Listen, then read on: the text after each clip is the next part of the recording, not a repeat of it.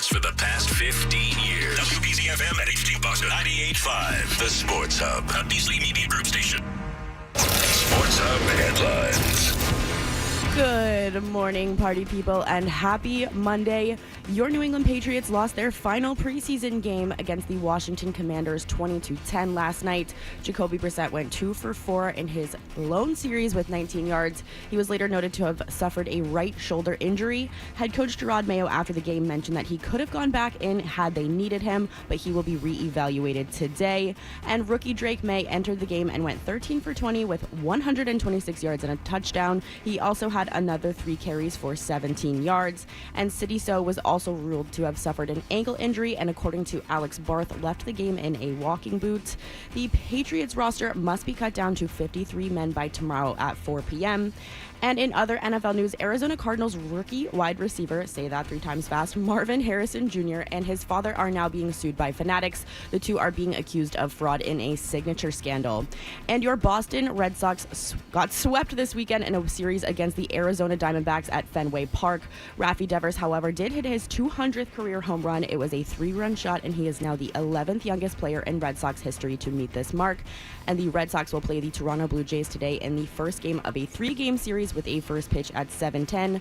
Yariel Rodriguez and Cutter Crawford are your expected pitchers. And Woodstock, Vermont native Keegan Bradley is your BMW championship winner. Sports Hub headlines are brought to you by Valvoline. Enjoy quick and convenient vehicle maintenance this month. Visit newenglandoilchange.com for 15% off your drive-through oil change at Valvoline Instant Oil Change, now open in Weymouth, Canton, Bedford, and Natick. You're listening to 98.5 The Sports Hub, Boston's home for sports. I'm Kendra Middleton, and your next update is around 6:30.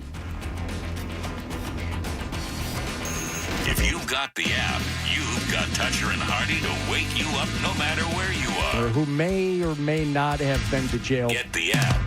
The 98.5 The Sports Hub app. Fred, hello.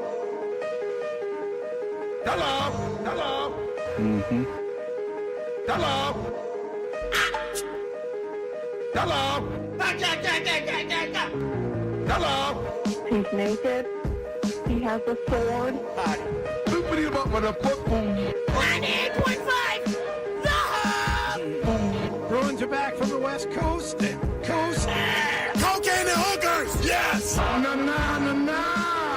Is it okay to use this for the radio?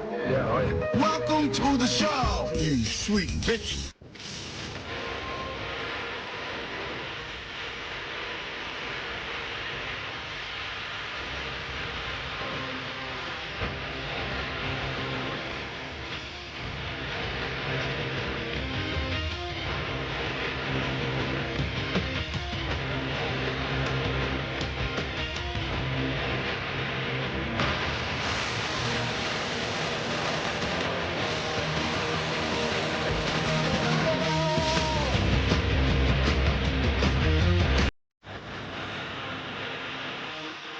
Hey, good morning, everybody. Good morning.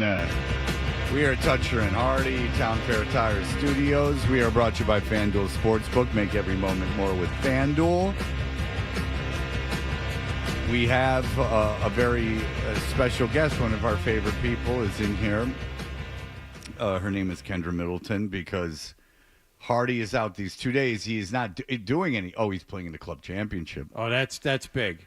That's big. He also has back-to-school stuff. That counteracts everything. So it's a staycation, Fred. He's in the area. He's not going anywhere. Yeah, he is staying home for the kid's first day of school. Yep. Which is. But isn't his son going to 8th grade and his daughter's going into Senior year? I think she's going to be a senior this year, yeah. So maybe because she's going into senior year. Kendra, did your parents, did they take the day off so they could see you off to school? I was homeschooled. Oh, that's The right. whole time? Just for high school, but my brother drove me to school outside of that. No, Did he have a cool car? No, he had a 280Z. Well, I guess it's a cool car, but it was like, yeah, What's a 280Z? Google it. What's the make? I have no idea. Yeah, Nissan. Oh. Okay. But you weren't in Florida at the time, It was right? yeah, I was. It was a 2-seater, and I'm so sorry if this gets heard by my mother. But my dad and my brother, when they would drive it together, would throw me in the trunk with my backpack. So they were in the actual trunk? Yeah. with the, like, okay, so not the back, like little area of the back, but they would lift the trunk There was no like hatch. It was like you just were in the back of it. and then they would close the trunk. Could you get out of the trunk? No. You had to trust them to let you out? Yeah. That's like every serial killer move ever. It's not so much serial killer move, is that you weren't claustrophobic back there? I'm not. Even when my friends would give me a ride home in a full car in college, I would volunteer to get in the trunk because it felt normal. It was like a womb. I'm not claustrophobic at all. I actually prefer small spaces. So, okay. So here's the question. We were talking about this before. If you got stuck in an elevator here, Yeah. it's like the elevators are always acting wonky. I've been stuck in an elevator before. Yeah, so have I. You threw a party, right? You just hung out. It- No, yeah. you don't need to save me. I'm good. I always have snacks and water, so I think I'd be fine for a while. And your thoughts wouldn't get into like how small the space is, No. and that you. Well, that's big compared to where she's been trapped before. That is true. But all right, so Kendra, you wouldn't be like thinking like, oh, this is like I don't control this. I can't get out. No. No brains, no headaches. No, that's not true. And you know what? Okay, if you are not afraid of getting stuck in an elevator, what was the other thing, John? It was stuck in an elevator. What? There was another thing that we said. What would you? Okay, if you were in a tunnel. Oh yes, that was one I brought up. We've talked about this. That's one of your biggest fears is being trapped in a tunnel. For me, it's bridges. Okay, so I'll ask you both of those, Kendra. If you were like stuck in a tunnel, if there was like a huge accident in a tunnel, and you couldn't get out, either way, would that bother you? I mean, I would probably be more anxious, but I'm not really scared to like die or anything. Is that weird? No, that's not, because I'm less scared to die than I am, because in every situation where I thought I was going to die, and there's been many. No, but seriously, in every situation that I thought I was going to die, like I got strangely calm. Yeah. You've no doubt. You like play with snakes and stuff. You've obviously been in situations where you thought you were going to die. I almost drowned one time. Now you've given me so much. I'm sorry. Please keep it up. So from drowning. From what I hear about drowning, how close to drowning did you get to die? Pretty close. I was surfing by myself, which was dumb, but like whatever. I skipped class that day to go surfing, and it was really rough. It was kind of like right before a tropical storm, so the waves were a little bit bigger, and I was kind of chasing a bit. Yeah. And I heard like my dad in my head just saying like blow bubbles to find the top. I don't know like what it was, so I got so lost with like I had to unstrap from my board because it was just yanking me really hard, and I lost the top, and I blew like the little bit of air that I had to like find bubbles, or I honestly like would have. You had no idea what end was up. No, I had no idea. That's happened. That's not uncommon. So like did you resign yourself at all during that moment? Because I just read this book. This guy who sang for Youth today, he's a monk now.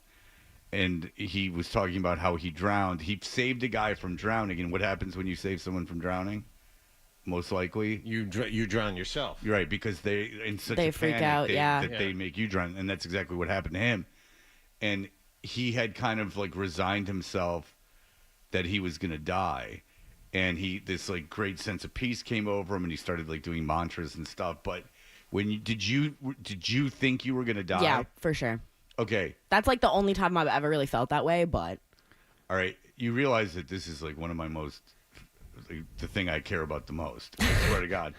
So when you thought you were gonna, so you resigned yourself to the fact that you were gonna Actually, die. that was a lie. There's been 2 times, but this was the closest. But drowning in particular. Yeah.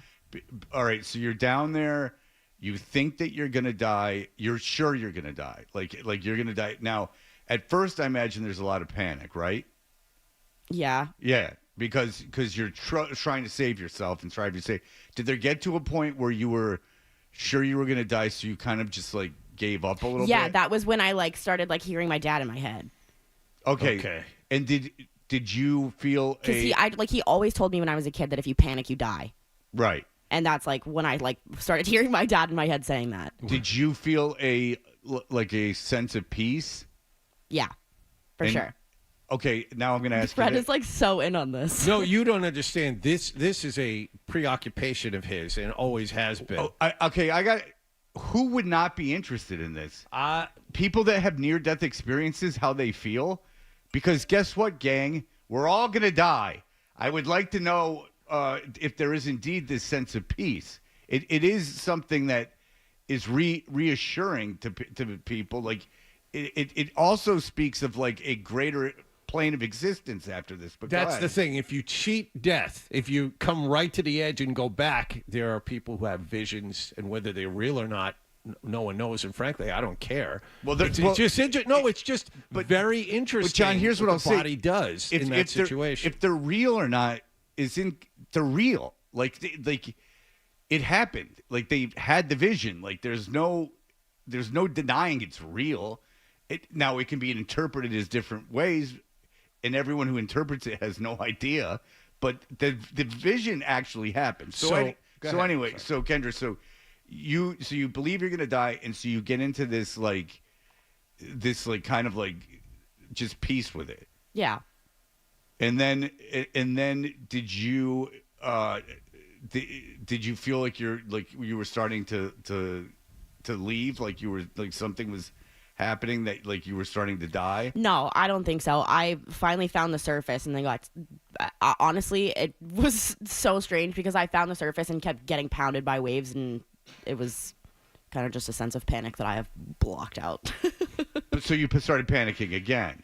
Yeah, I honestly don't remember a whole lot of it, but I do remember like my dad specifically, like that whole piece of it. But after that, I think I did panic a bit because I just kept getting smacked in the face.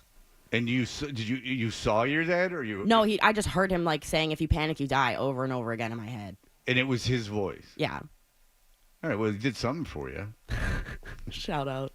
That's right. Sure, you want to say these positive things about him on the air? It might get You mean back how he threw me in a trunk and drove down 95? Yeah, but which you were fine with. So what's the problem? But I got news for you, Kendra. If you were 10 years older, that would have happened a lot more in your life. There's part of our audience that's like, yeah, you rode in the trunk. But the bad thing about the trunks that you ran in is that they don't have the latches you can get out of, which is unfortunate. Yeah, but it was like, wasn't like a tradition. Like it didn't. I wasn't separated from them. I was just in the trunk of it. You got to Google what this car looks at. Hold on. I gotta look. What does the car look at? I meant. Does it look at art? Hold on. Does it look?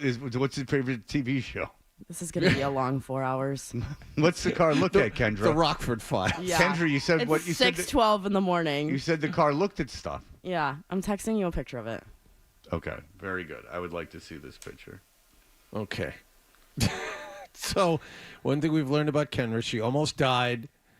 She was locked in the trunk of her car on the way to school. Well, not your car, the car, on the way to school. Yeah, and she enjoyed it. Me she and was Wally fine are both with it. fumbling our words this morning. By the way, I pretty much encapsulated what you said. By the way, your brother had a cool car. All right, so, John, have you ever almost died?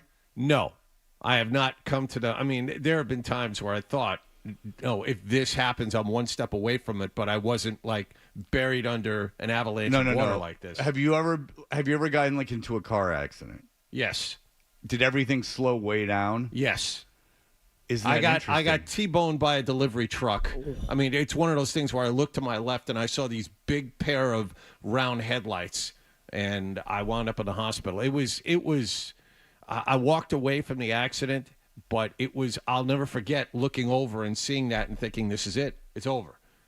But did everything like slow way down? Isn't that funny how that happened? Yes. Everything slowed down, even though the guy who hit me was doing about 30. It was, everything slowed down. You could see it happen. And as much reaction time as I thought I had at the moment, it was really a blink of an eye. Yeah, because as you know, I've had... I couldn't get out of the way, obviously, because it happened. I've had that happen, too, where you're just like, well, this is it. Like, I'm going to get hit. We'll see what happens. Yeah.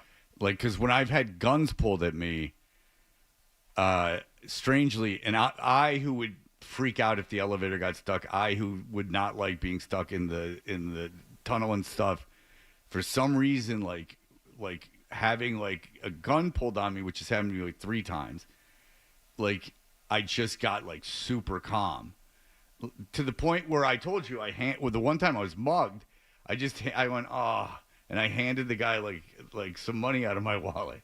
Instead of just going, here, sir, I just handed him some money out of my wallet because everything just slowed way down. Yeah. And it's almost like your heart, it's almost like your brain releases a chemical or something that keeps you calm in those situations. And so that's why I question the movies when the people are freaking out. It seems like almost, it does the opposite. You get this chemical that completely relaxes you. All right. What'd you do last night, Kendra? I watched the Patriots. Where? My house. Is that where you were boozing it up?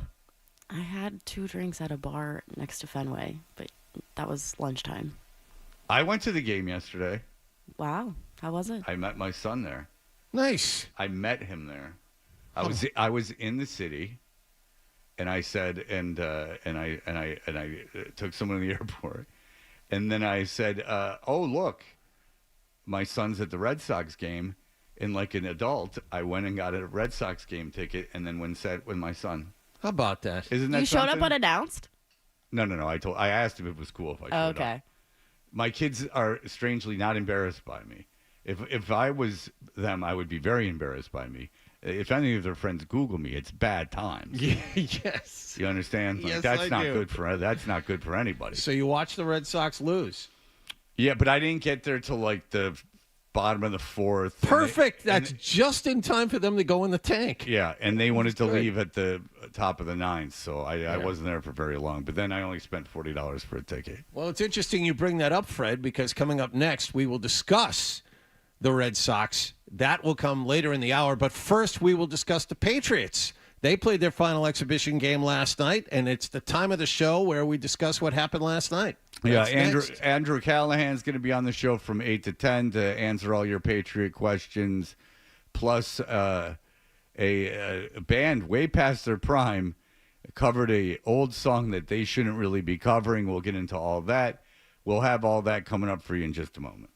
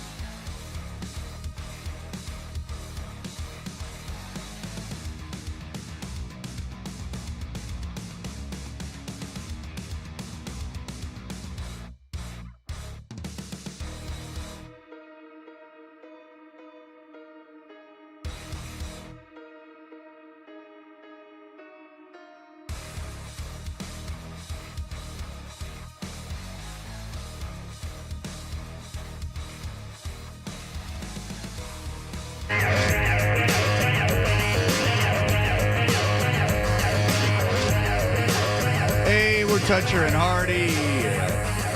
By the way, look at this. Look what I drink now. Wow. It's a poppy. I've been told by the doctor, as you all know, I was urinating very, very frequently. Oh, yeah.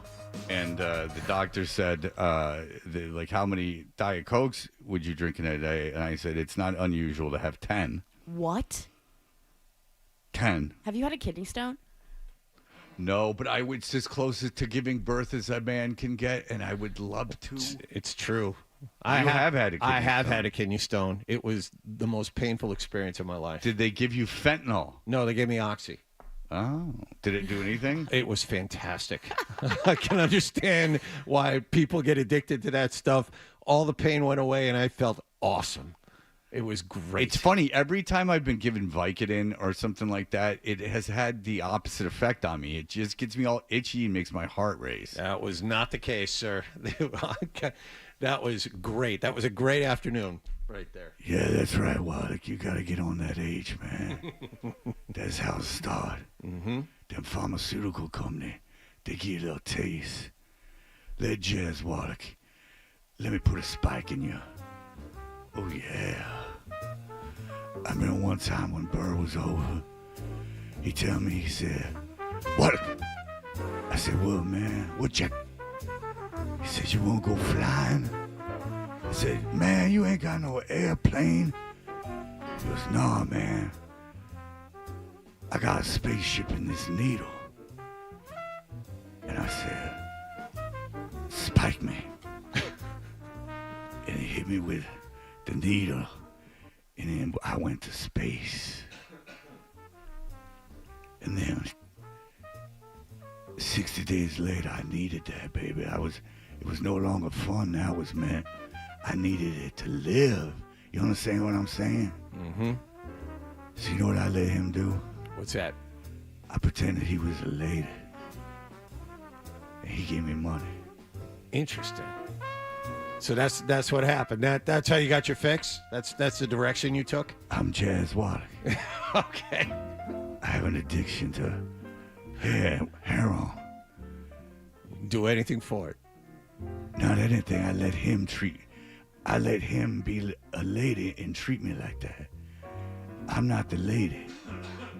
John's familiar with that when he was on Oxy. That's right. Yeah, John, you want some more Oxy? I did that day. You know how to act like a lady? All right, very good.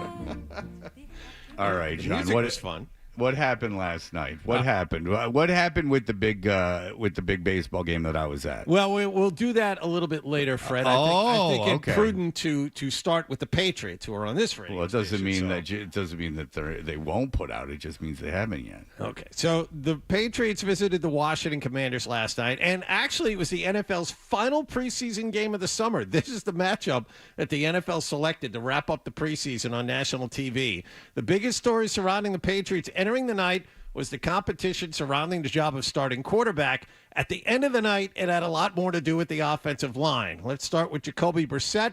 He was the first man up behind center. He lasted exactly one series. Brissett drops back with a play fake. He's blitzed from the right, and he's hammered down. Untouched to the quarterback. A sack he's hurt. for He's Washington. hurt, and Jacoby Brissett late to get up. Looks like shoulder. rising for the Patriots. It's that as right shoulder. KJ Henry came in for Washington, right past the back into the quarterback. All right, Brissett stayed in. He threw incompletions on the next two snaps and then left, and Zolak got it right with what the team called a right shoulder injury.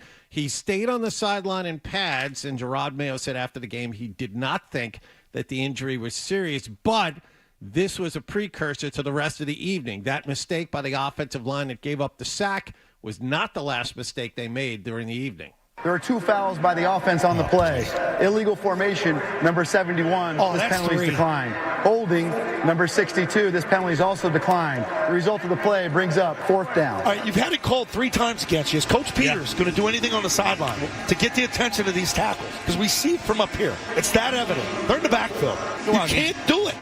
So 3 different times the Patriots were called for an illegal formation when the offensive tackle, same guy, Chukwuekorfor, lined up too far off the line of scrimmage. Yeah, and I guess Joe Murray's been saying all season long that they're the offensive line is lining up too far back.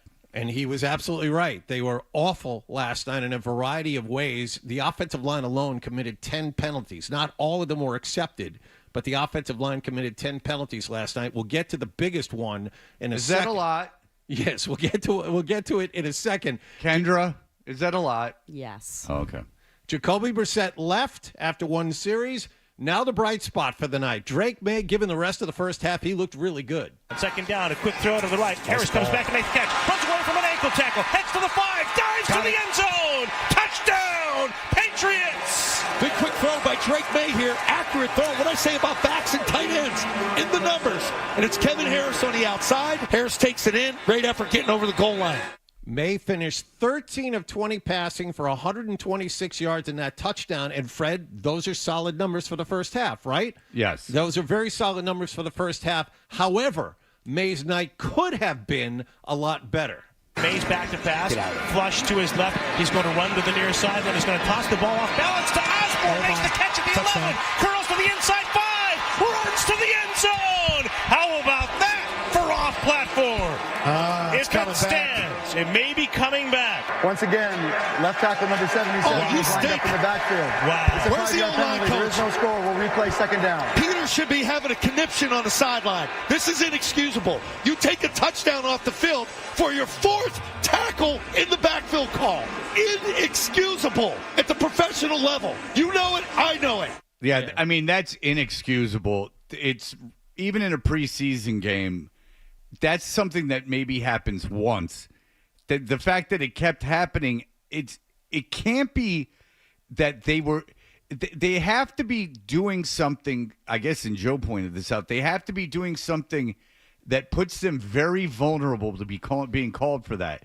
Because I find it very difficult to believe that just over and over and over again you'd be committing the same penalty. This isn't a rookie that's committing the penalty either. This isn't a rookie that's like maybe not familiar with the formation, getting used to it. Okorafor's been in the league a handful of years. He's been a starter at that position. Yeah, right. Like I don't think he was just messing up, right?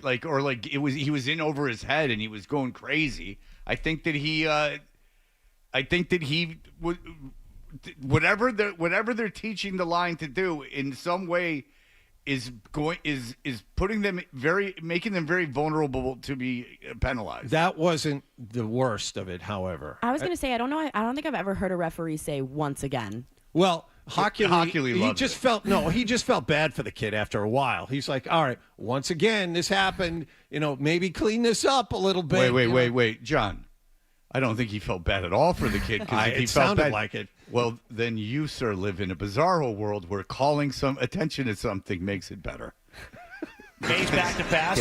Flush to his left. He's going to run to the near side. Then he's going to toss the ball off balance to Osborne. Makes the catch at the 11. Curls to the inside 5. Runs to the end zone. How about that for off platform? If it stands, it may be coming back. Once again, left tackle number 77 is lined up in the backfield. Yeah. John, you're right. John, you're right. Saying once again, then giving his name and giving his number out. Yeah, that was it. He felt bad for him, so he decided to really dig the knife in. So says you stink. Yeah, Listen to John's logic. Hey, he wanted to give a kid a break. He let everyone know that he's had numerous penalties. Once again, the left tackle. Yeah. Kendra goes, I don't think I've ever heard a guy say that before. And John's like, he felt sorry for him. He's amazed. He was just like, more amazed than anything else. He didn't tell him that he sucked. Yeah. He just pointed out that this was a penalty that had happened a couple times. I can also tell you that as bad as Okorafor was, that was not the most embarrassing part of the evening for the Patriots. Two fumbled snaps. You had the left guard run into the right guard while pulling on a running play. You remember there was a play where the center got knocked back into the quarterback, almost blowing up a play. Yes. And the right guard whiffed on a pull block, resulting in a big negative play. Keep in mind that the Commanders weren't playing any of their starters. Yes. And the Patriots offensive line still had all these problems. And it was mentioned many times on the national broadcast how much of a mismatch this was because of that fact. That the Patriots, should have had, in the beginning of the game, they should have had a clear, distinct advantage in this game. They didn't. That's the thing. If you are holding out any sliver of hope that the Patriots, you know what, everyone's picking this team to be a 4 or 5 win team. They're clearly better than this. No, they're not. They're not better than this. And if you take a look at the first 4 or 5 weeks of the regular season, this team could start out 1-5, 1-6, real easy. And that's if you give them Seattle at home in week 2.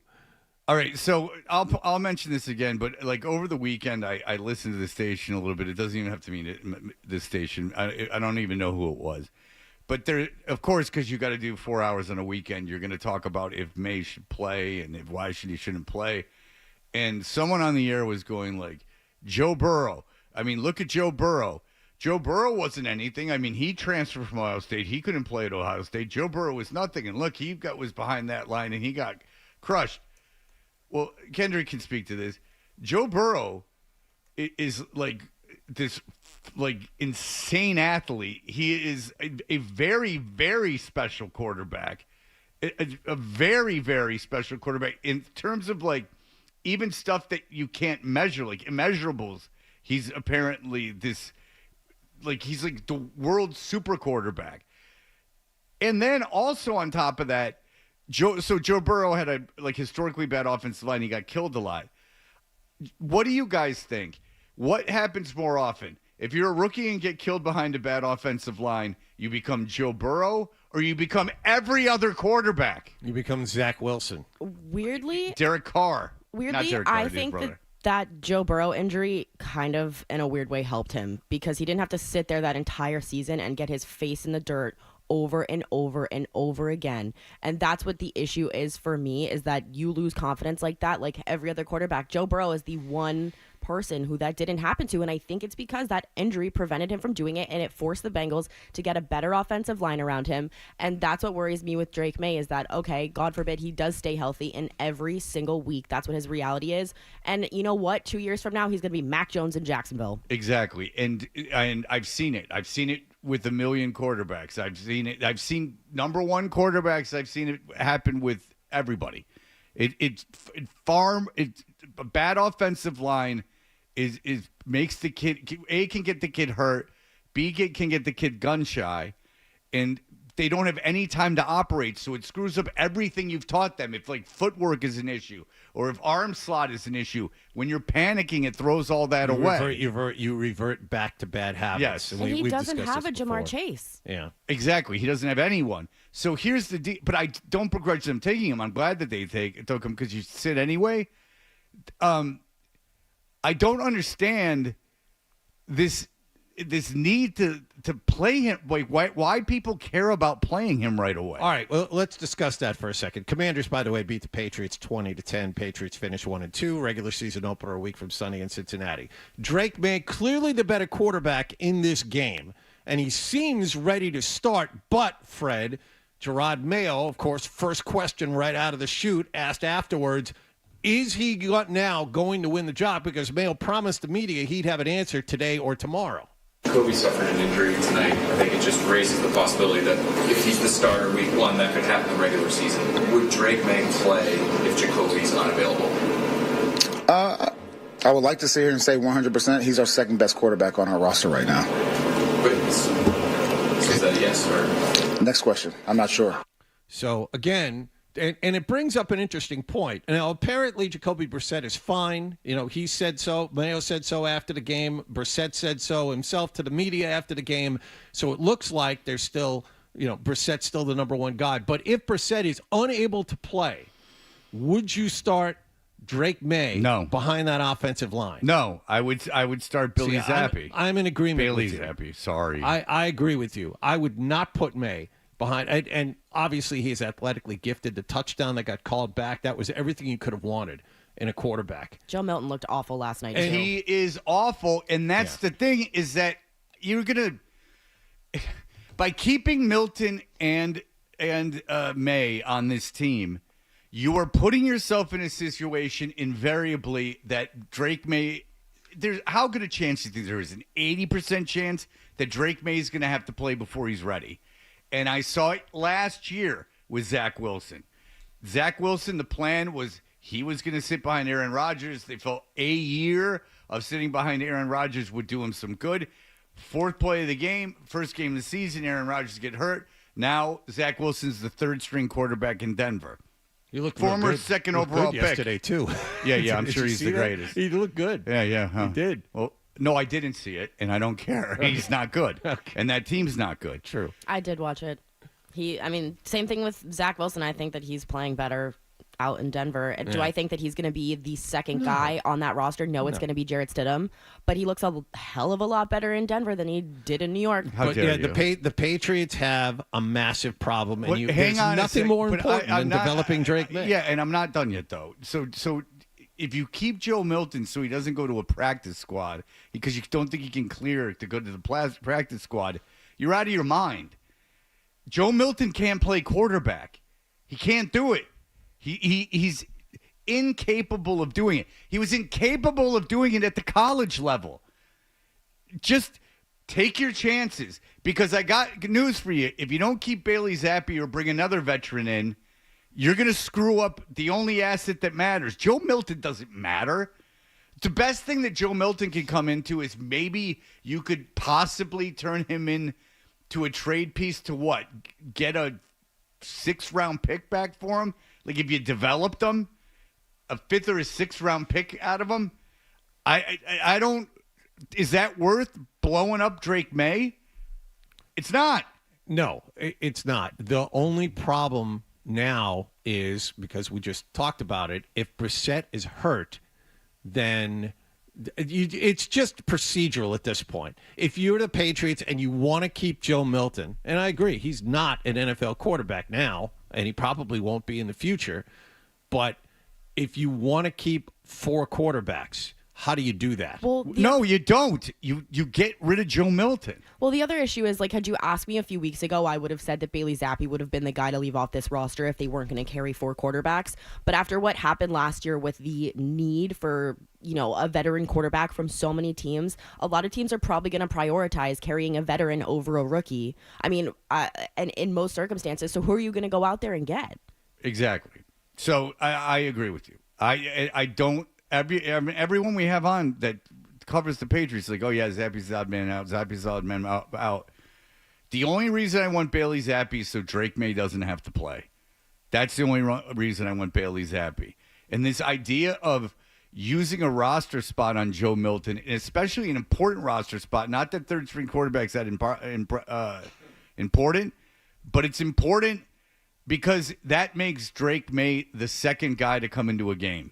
And that's exactly what you want to avoid. Right. And in this case, I'm not sure it's a sure thing that someone will snap up Joe Milton if they try and waive him and send him to a practice squad. I agree. And so I think Joe Milton could very well wind up on the Patriots practice squad. And I agree. And I wouldn't lose any sleep about it if I was Elliot Wolf. All right. What? You don't see the clock? I was just going to wrap things up and kick it to break myself, but if you want to do it, by all means.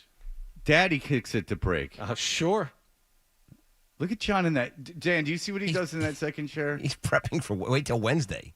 Yeah, Wednesday you can do whatever you want. You can blow through the clock like you do on Wednesday. Oh, Wednesday. Look at him. He's being bitchy already. We're not even there yet. He's being bitchy. Does he blow through the clock like there's no tomorrow? He goes blind, and he blames it on his deafness. I like the fact that Dan's getting a jump on being angry now. I thought that your senses jump on it, John. I thought your senses get greater when you lose one. Is that not true, John? Are you such a piece of garbage that's the case? I can see you just fine, Fred. You lose the hearing, but the eyesight sharp. And I'm looking all right today. Oh, you're on fire, sir. Don't let anyone tell you different. I've been using facial creams. Yes. All right. Kendra and I were just talking about that. Yeah, I'm sure you were. All right, we'll be back in just a moment. Sports Hub headlines. All right, party people. As we just mentioned about the Patriots, Jacoby Brissett went 2 for 4 last night in his lone series with 19 yards in their loss to the Commanders 20-10. He was later noted to have suffered a right shoulder injury, and head coach Gerard Mayo after the game mentioned that he could have gone back in had they needed him in this game, but he will be reevaluated today. Rookie Drake May went 13 for 20 with 126 yards and a touchdown. He also had another 3 carries for 17 yards. Sidiso was also ruled to have suffered an ankle injury, and according to Alex Barth, left in a walking boot. And the Patriots roster must be cut down to 53 men by tomorrow at 4 p.m. In other NFL news, Arizona Cardinals rookie wide receiver Marvin Harrison Jr. and his father are being sued by Fanatics. The two are being accused of fraud in a signature scandal. And your Boston Red Sox got swept in a weekend series against the Arizona Diamondbacks at Fenway Park.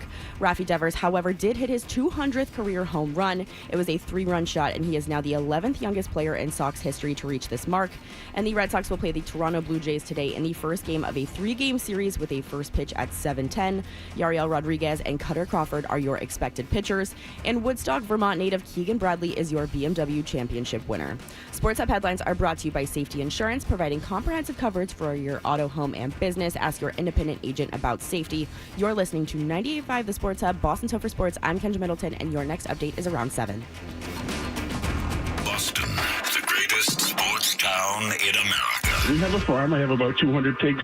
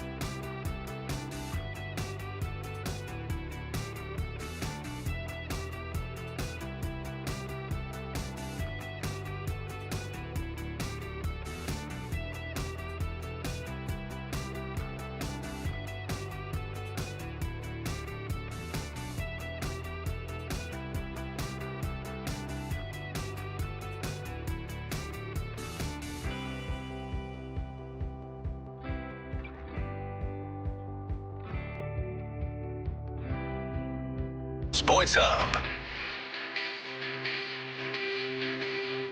Hey, we are Toucher and Hardy. Everyone's very lucky because I will not be here Wednesday, Thursday, or Friday. You know why? I'm going to my parents' house, and I am going by myself to my parents' house. It's going to be me and my two 82-year-old parents. Have you done that yet? I don't think I have. On your own? I was going to ask. Say you have not done it on your own. I went one time because my dad was having open heart surgery, but that doesn't count. This is supposed to be vacation. This is supposed to be relaxing, no? Because it was going to be because the open heart surgery was fun. Oh yeah. But I'm going to be there, so I'm going to be there Thursday, Friday, Saturday, and Sunday, all those 4 days. Not you coming back on Monday. I'm coming back on Monday. Good day to travel. It's not that bad. Kidding. It's fine. Getting out of Knoxville, and where do you have to change? Where it's no direct flight. I right? only will. I always fly Delta because I'm Diamond, and I will only go through Atlanta or Detroit. Okay. I don't like going through LaGuardia because things get too mixed up there. Yeah. And Atlanta has like 1 million flights going out of it, and Detroit has 1 million flights going out of it. Hartsfield is in Delta. That's where the hub is, right? In Atlanta. Interesting fact, Hartfield is the world's busiest airport. Okay. Interesting. That is an interesting fact. Yeah, thanks. Our show, by the way, is brought to you by FanDuel Sportsbook. Make every moment more with FanDuel. John, did you not know that? No, I did not know. Really? That. I didn't know it was the busiest airport in the country. In the world. I had no idea. It's probably it's in the conversation, right, Fred? I mean, there's a couple. No, it's the busiest airport in the world. That was his statement. It is the busiest airport in the world. I have no dog in the fight. I'm just telling you that is indeed a fact. All right, go John's ahead. Used to flying, charter. Yeah, but he's just afraid of getting sucked into an engine. That's his problem. When I lean my head out the window. Do you get that, Kendra? Because he's a bird. See, I'm a bird, so I have Shut to up. watch Don't out even for the try to engine. get in on it, John. Oh, All okay. right, what's next? Okay, let's talk about the game you were so eager to speak about, Fred, the one you attended. You arrived in the fourth inning of yesterday. The Red Sox played the Arizona Diamondbacks in the hopes of avoiding a 3-game sweep. Things looked pretty good early. This is the part you missed. Rafael Devers, a 3-run homer, the 200th home run of his career. Tristan Casas, a solo shot. Sox led 4-0 going to the top of the fifth inning with their all-star tenor Houck on the mound, and then things changed. Gino sends one out to left. Suarez at Fenway. And he's done it again. Hey, Eugenio Suarez. We know it's Gino. And it's 6-4 Diamondbacks. They were down 4-0, and they come back in the fifth and sixth. Hey, yo, Gino. That's got to be the Red Sox broadcast, right? Okay, it was the Arizona. I was hoping for a reaction, and no one's paying attention. It was the Arizona broadcast. No, it was just such a horrible, horrible line. Oh, okay. Diamondbacks got 3 in the fifth, 3 in the sixth. They swept the Red Sox 7-5. So the Red Sox, who had just finished a 4-3 road trip, wind up with a record of 4-6 going through the gauntlet of Baltimore, Houston, and Arizona. And with 5 weeks to go in the season, they're 4.5 games out of a playoff spot. They will play Toronto today and tonight. It's a day-night doubleheader, Fred. And I don't know if you know this, but the Red Sox are going to make history this afternoon. Have you heard this?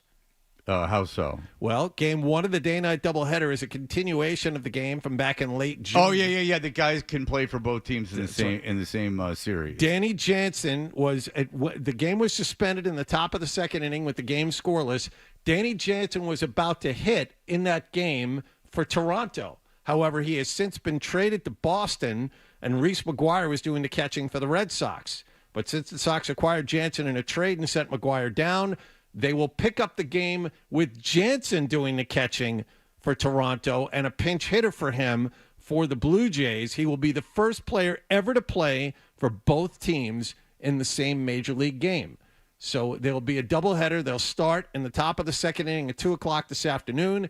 Then they'll play the regularly scheduled game tonight. I ask you, Fred, is it over? They're 4.5 games out with 5 weeks left. I mean, I wouldn't bet on it happening. I wouldn't say like it's a done deal. I do have a question, though, for both of you, because if you follow this team closer than me, What is the deal with Arizona? What about them is good? I was at the game yesterday. Why is Arizona? I mean, they were in the World Series last year. They're going to make the playoffs this year. What is the deal with them? What is so great about this team? There's not anyone that you really heard of. What? You've never heard of Zach Gallen? No. They're missing the other thing. The lineup they put out there yesterday. They're missing their two best hitters. Walker's having a big year. He's their first baseman, but he's the all-star. Marte is the other guy. He's the second baseman. He's their leadoff hitter. He was a star in the playoffs last year. He's having a big year this year. 30 homers. He's on the injured list also. Yeah. So I'm just like when they that lineup is just like, who the hell are these people? Right. Is it their rotation? I mean, Zach Gallen and Jordan Montgomery are both. I don't know how you haven't heard of them. Zach Gallen and Jordan Montgomery? Yeah. How I've not heard of them? Yeah. Who's Zach Gallen? Zach Gallen was in the race for a lot of pitching awards towards the end of last year. He's a baller. All right, so they have a very good rotation. Yeah, they have great pitching. Okay. So that's all you had to say. You didn't have to throw it in my face like that. I'm just saying. All right, yeah. No tea, no shade. Gallen is, he's okay. He's 10-6 with a 3.65. He's all right. Who's the other guy I'm supposed to know so much of? Jordan Montgomery. Oh, the lefty that used to be a Cardinal? Yeah. He's got a 6.44 I'm just surprised you haven't heard of him. I have heard of Jordan Montgomery. I didn't go through their pitching yesterday, but I'm saying that there doesn't seem to be a lot of top-end talent on this team for a team that just made the World Series and is going to make the playoffs again. It's more offense than It's more offense than pitching. Okay. Yeah, Montgomery has not had a good year. They have this kid, Brandon Pfaadt, P-F-A-A-T, who started games. P-F what? A-A-T. Pfaadt. Brandon Pfaadt. I wonder if people are like, hey, fat.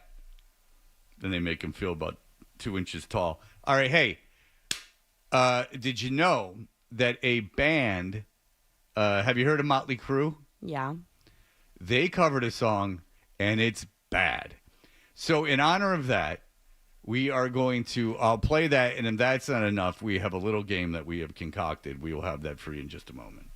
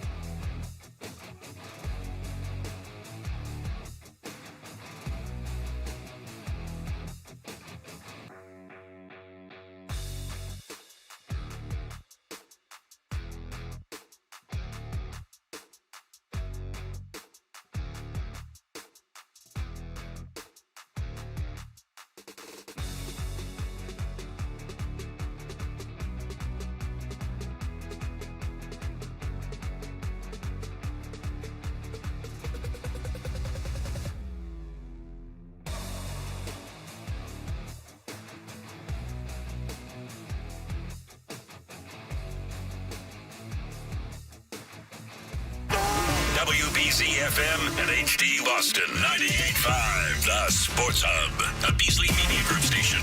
Sports Hub headlines.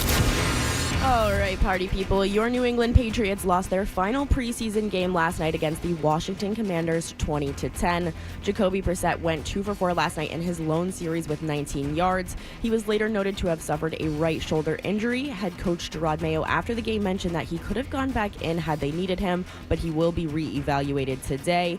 And rookie Drake May entered the game and went 13 of 20 with 126 yards and a touchdown. He also had another 3 carries for 17 yards. And City So was also ruled to have suffered an ankle injury and, according to Alex Barth, left in a walking boot. The Patriots roster must be cut down to 53 men by tomorrow at 4 p.m. In other NFL news, Arizona Cardinals rookie wide receiver Marvin Harrison Jr. and his father are being sued by Fanatics. The two are accused of fraud in a signature scandal. And your Boston Red Sox got swept in a weekend series against the Arizona Diamondbacks at Fenway Park. Rafi Devers, however, did hit his 200th career home run. It was a 3-run shot, and he is now the 11th youngest player in Red Sox history to reach this mark.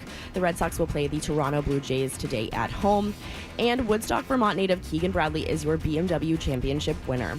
Sports Hub headlines are brought to you by the 99 Restaurants, where every Thursday it's trivia night. Head over to the bar for great drink specials, 6 packs of bone-in wings for just $4.99 and a chance to win great prizes. You gotta love the nines. You're listening to 98.5 The Sports Hub, Boston's home for sports. I'm Kendra Middleton, and your next update is around 7:30.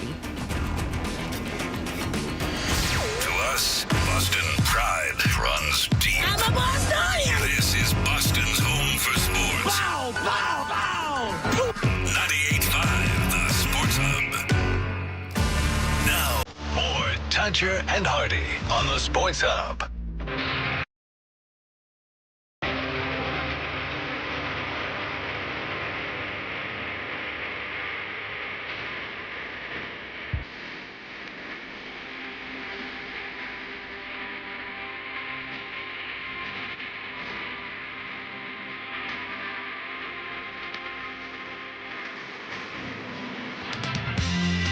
Hey, we are Tadger and Hardy. Kendra Middleton is here today, and you can watch us on YouTube. Simply look for 98.5 The Sports Hub on YouTube, and you can watch us. Kendra, have you checked in on YouTube today? I have checked it on YouTube today, actually. I'm sorry, Johnny. How many people are watching? 370. That's more than usual, Fred. I wonder why that is. I think it's because there's a female here. Oh, yeah, that's right. I don't consider myself Kreskin. Kendra's like, yep, it's me. But it is. So I don't think I don't know. It's just a matter of fact. You had your head down. You didn't see it. It was really funny. Well, because it's true. Yep. She's not an idiot. It's because it's her that she's here. All right. Anyway, so listen, be listening at 7:55 this morning for your chance to score a pair of tickets to the 28th annual Comics Come Home Saturday, November 2nd at the TD Garden. Don't miss Dennis Leary, Bill Burr, Robert Kelly, Ronnie somebody or other, Sam Morrell, and more to be added. A lot of those guys are very funny. Tickets now on sale at Ticketmaster.com. Follow at Cam Neely, FDN on Instagram and Facebook for the latest information that's coming up at 7:55. Perhaps Bill Burr, Robert Kelly. I can get Robert Kelly myself, but maybe we could get Bill Burr. Has any of this occurred to anyone? It has. Okay, yes, right. Dennis Leary is promoting the on sale for this week. Yeah. I'd rather have Kelly or Bill Burr, but I would have Dennis Leary. I like him. All right, here's the deal. Now, Dan, you have this. Kendra, are you familiar with this gentleman? Yeah! Knock it high on speed. Top bill for the couch over me. My house. What out? Now I got the cops. Helping me out. Midnight. 103 in my heart. What out? All right, that is Vince Neil from Motley Crue, who killed a guy, Razzle from the band Hanoi Rocks while drunk driving, and had to do some PSAs in order to serve his sentence. But are you familiar with Motley Crue? If you held a gun to my head and asked me who that was, I would have said Cartman from South Park. Yes, that's him really singing. Yeah. He's on speed. be my house. What else? Now I got the cops. Help me. All right. He is a little overweight. No, he does not look so great. But so Motley Crue, they're like, we're putting a new album out. They said it's time. John 5, who has Knights in Satan's Service, his museum of Kiss memorabilia, literally a museum he's going to be building in Las Vegas. He has so much. You can follow them on Instagram. I do, at Knights in Satan's Service, because that's what they used to say Kiss stood for. And Motley Crue have a new song out. Yes, John. I'm Dan. Oh, Dan, sorry. There is, does not get ahead of ourselves, a new album. It's a 3-song EP coming out in October. I think one of them was a Dogs of War cover, and then what we're going to talk. How much? It's not an album, Fred. They're not in. Why are you doing this to them? They're not in there. It's enough for them in the lab. It's enough for them to get 3 songs together. Jesus, it's more than you thought would be coming out by Motley Crue on October 4th. Absolutely, where all the great albums come out. All right, so I'll ask John this question. Okay, big hit song, 1987, from a band not in the rock genre that became huge, a huge seminal band. This is probably their corniest song, and it was their first hit. Jump in the Saddle Band, Curly Shuffle. No, it's a hit. It's a top 40, baby. It's a seminal band. All right. They're actually a really cool band. This song was their first hit off their first album. It's a little corny. Can you guess? It's not heavy metal. It's not rock and roll. There are so many possibilities. 1987 hit by someone that is not a rock act. Now they eventually incorporated instruments into some of their songs. Okay. There are 3 people in the group. License to Ill, Beastie Boys. Yeah. What song? Fight for Your Right to Party. Do you see what I did there, Kendra? John was so ready to give up. He was so ready to give up. He was just going to give up. And you know what I did? I picked him up by the collar and I said, let's take you there. All right, here we go. You want to hear Motley Crue doing Fight for Your Right to Party just in time? I'm glad they got it in 2024, because in 2025, I don't think it would be cool. The expiration date. All right, here is the song Fight for Your Right to Party. A listener sent this to me. I will find him later in the show and thank him. Listen to this pile of garbage.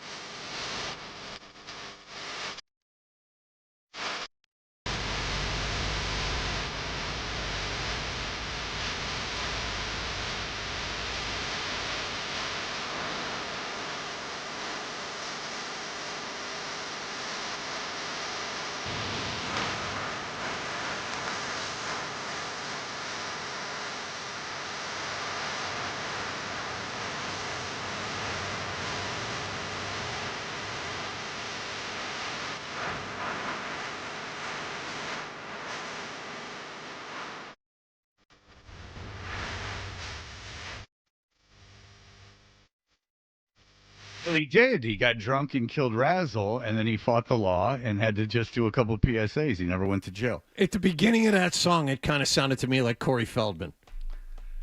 It couldn't be worse. Yeah. A band with like a professional production team, that could not be worse. And that got me thinking. Kendra is a young woman of 28 years old. Do you have these, Daniel? I do. But I was going to say, do you know who produced that version, that Motley Crue version? And I'll ask you, on this 3-song EP that's coming out on October 4th. Who produced that version? Famous producer. Dave Coulier from the Full House. Mutt Lange. No, but even more famous. Bill O'Brien. The BC coach? No, I don't know. Who? Bob Rock.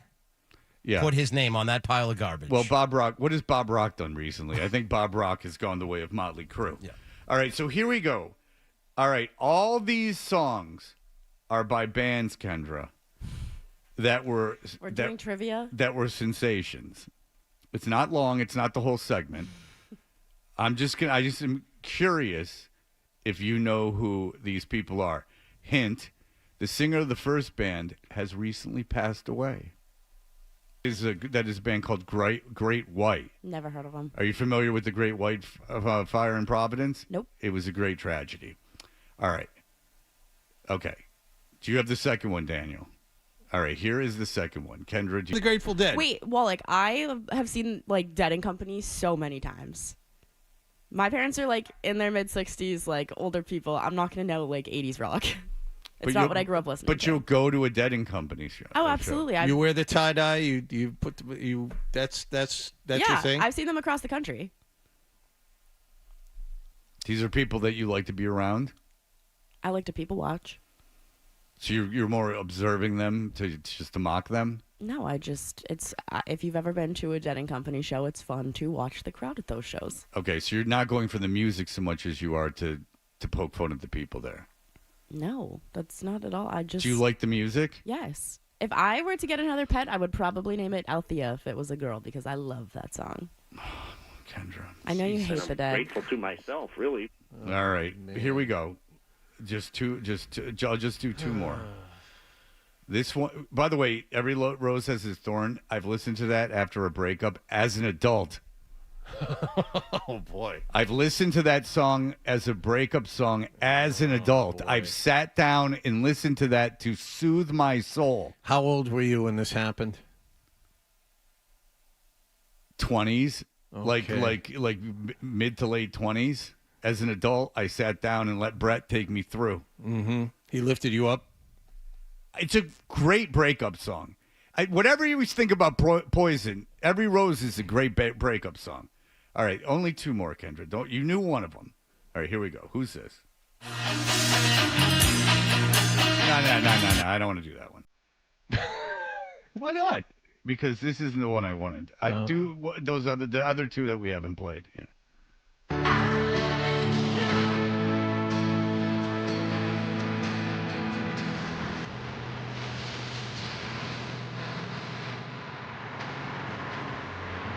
It's named after a fairy tale. They're from Philadelphia. They were discovered by Bon Jovi.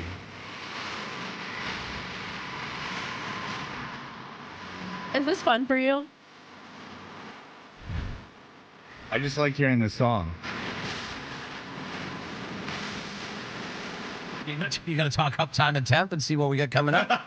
Andrew Callahan in studio ready to go.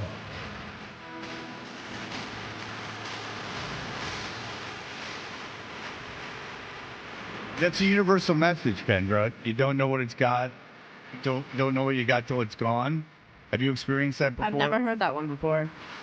Have you ever experienced that in your life? Like you took something for granted, and then when it was away, you started thinking like, "Wow, I took that for granted." Yes. All right, I'll burn you a CD with this song on it then. Perfect. All right, finally, A CD?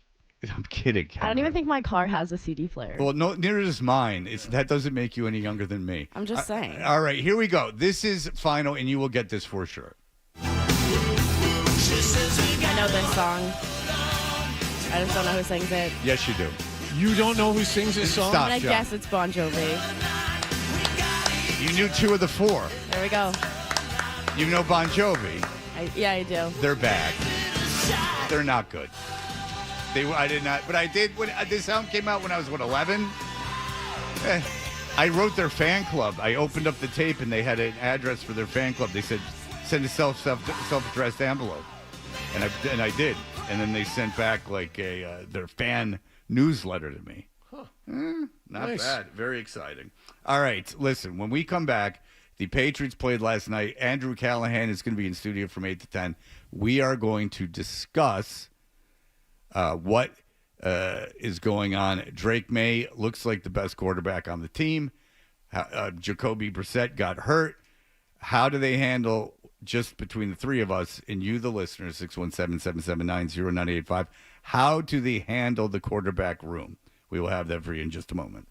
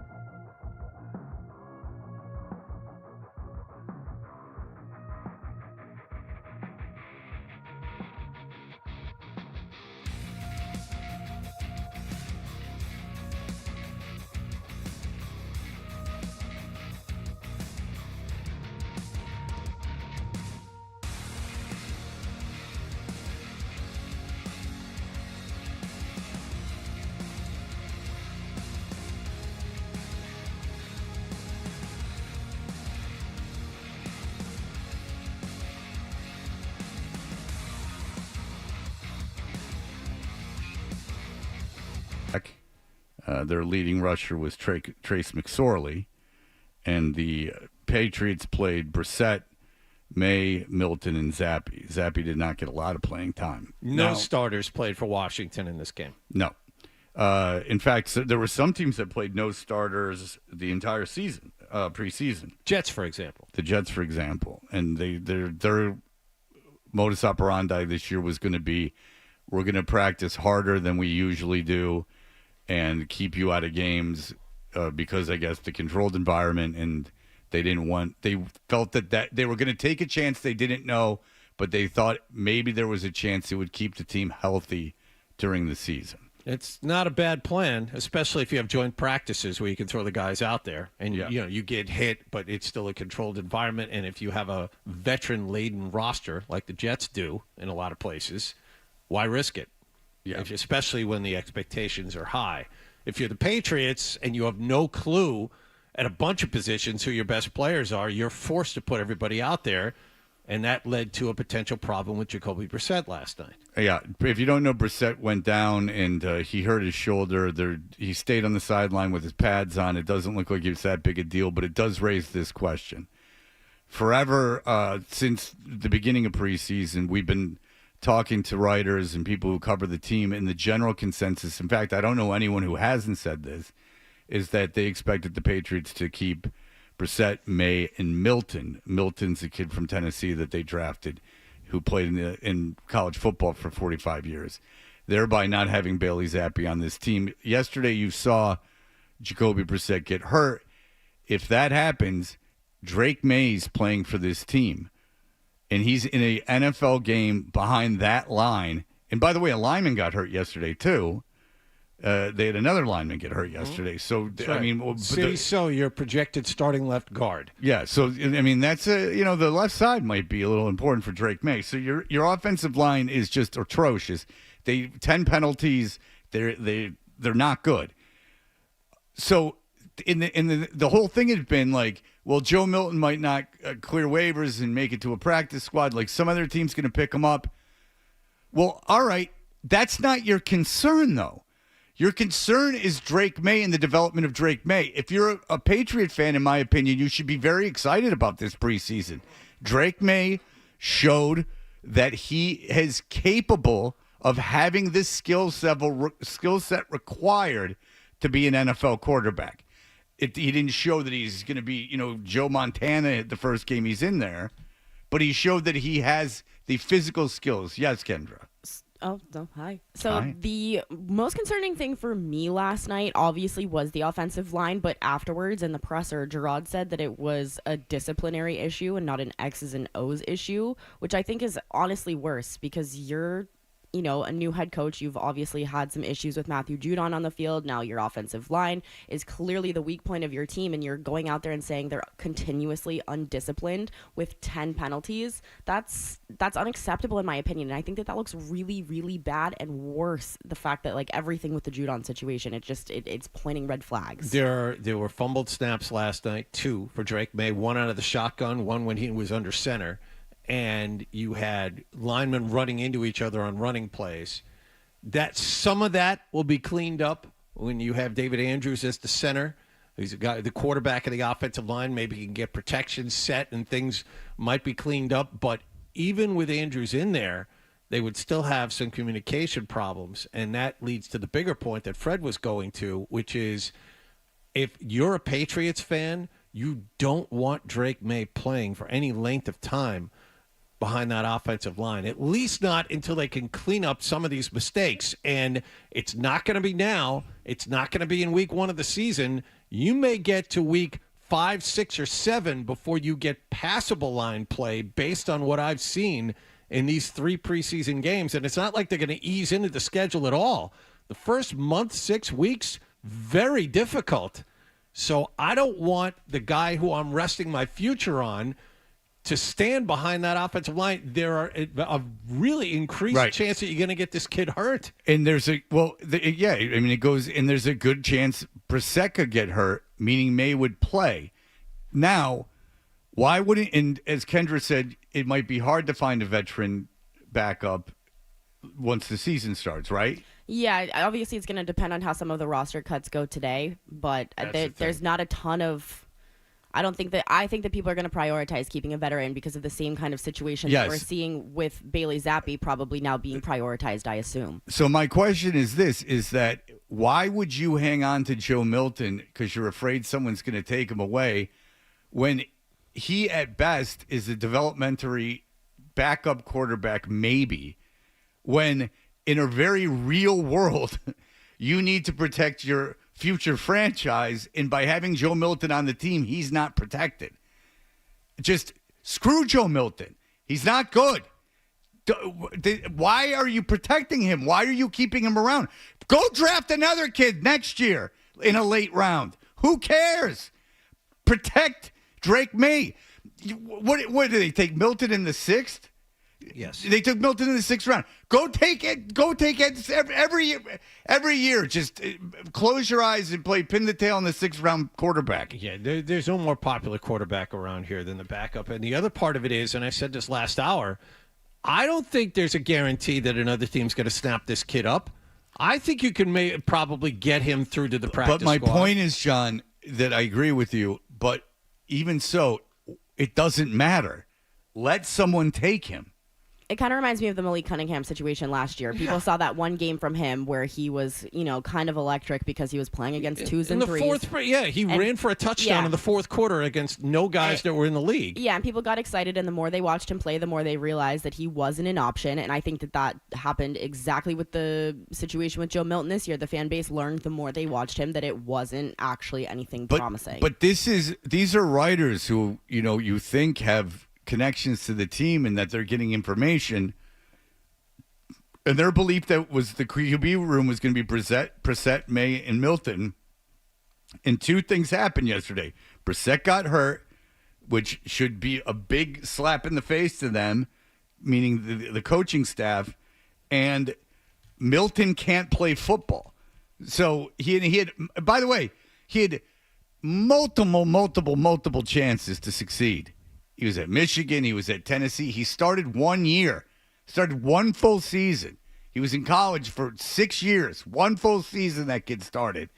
But he's got an arm, and he's fast, and he's big. He started 1 year. Well, so the other thing is, too, like Wallach said, there's really no break in their schedule. The first break, quote unquote, that they're going to get is November 3rd, and that's at Tennessee. Their schedule is loaded until then. Yeah. And then if depending on how the Bears are, that could be, they're hopping right back into it after that. I just don't see when you even consider throwing him out there if you do at all. I think I heard Barth say that he would consider playing him against the 49ers because you have that built-in mini bye week after you play the Jets on Thursday. And to that I would say, no. Oh, my God. I would not play him. I don't want this kid on the field at all. You know what I would do? I'd play him against them Jaguars. I actually think that that's one of the games that they have a chance to win. It's a bad spot for Jacksonville, and I get that Jacksonville plays really well in London, but it's their home. It's their home field. Yeah, hilarious. But they're there. It is their home field. But they're there for 2 weeks. They're playing the Bears in London the week prior, and I get that they'll have been there. They'll have adjusted to the time difference. They'll have practiced for a week there, whatever. But it's just a bad spot in their schedule. I think that that's a gettable game for the Patriots. Would you be upset? Or not? Would you be upset because you would? But would you still be a Jacksonville Jaguar fan if they moved to London? Probably not, just because it would take all of the jobs out of Jacksonville. And that's what's really, when I was a kid, Jacksonville was, the hood. Like, there was nothing there. And now that the Jaguars are there and there's a stop on the PGA Tour and the PGA headquarters is there, Jacksonville's changed a lot, and it's created a lot of jobs and a lot of revenue for the city. So it'd be funny if it went away? It could just go back to not meaning anything? No, I would rip my heart out, honestly. That is my biggest nightmare. But it's not going to happen because they just signed a 10-year extension and a new stadium deal with the city, so that joke is quite irrelevant now. Fred. What joke? The London Jaguars joke. It is like their home. It's not a joke. They play compared to any other team in the NFL, they play there more. Well, yeah, because their owner owns. I don't care why they play there more. It's not. That's an odd thing to be sensitive about. They play. Do they not play in London more than other teams? They have played there the most out of every team, but now the way that things work, everybody's playing abroad. Yeah, as much as Jacksonville? In the coming years, probably, yeah. No. The answer is no. They're going to get a game there a year, I guess, but still. They're going to get 2 games there a year. No. It's 1 game. It just so happens that they're staying. They played 2 games last year. They're playing 2 games this year, but that has not been the norm. It has not been the norm, but it is the new norm. Okay. It's the norm. It's what they've been doing. Okay. For the last 10 years, 2 out of 8, I guess that's the norm. Yeah, but the last 2 have been the years that they have played 2. Do you think they'll play 2 again next year?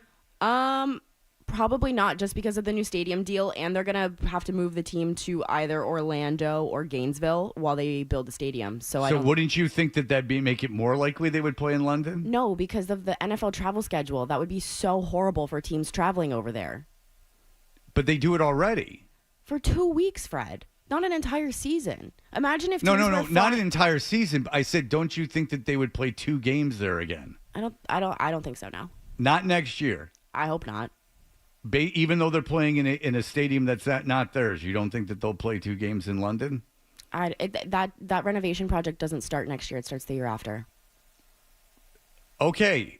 When they're doing the renovation project, you don't think they'll play 2 games in London? What? Why are you prodding me about this? Why do you care so much? Because you're from Jacksonville. Yeah, and you're acting like all weird about it. We wouldn't be doing that. He wouldn't be asking me these questions. You're from Jacksonville. I know, and I've given the same fan. answer. Yeah, but it hasn't. Forget it. It hasn't. But it's not like a good answer. It's just you're just getting like kind of like mean. I'm not getting mean. Isn't that right, John? I think she's getting a little mean. Okay. It just is. a little bit. It is. A little bit mean. I'm not saying you're going full on bitchy. Regardless, I think that is a gettable game for the Patriots. Okay. Very good. Kendra has spoken her piece. If you didn't, one more question, can I a follow up, sir, if I may? You may.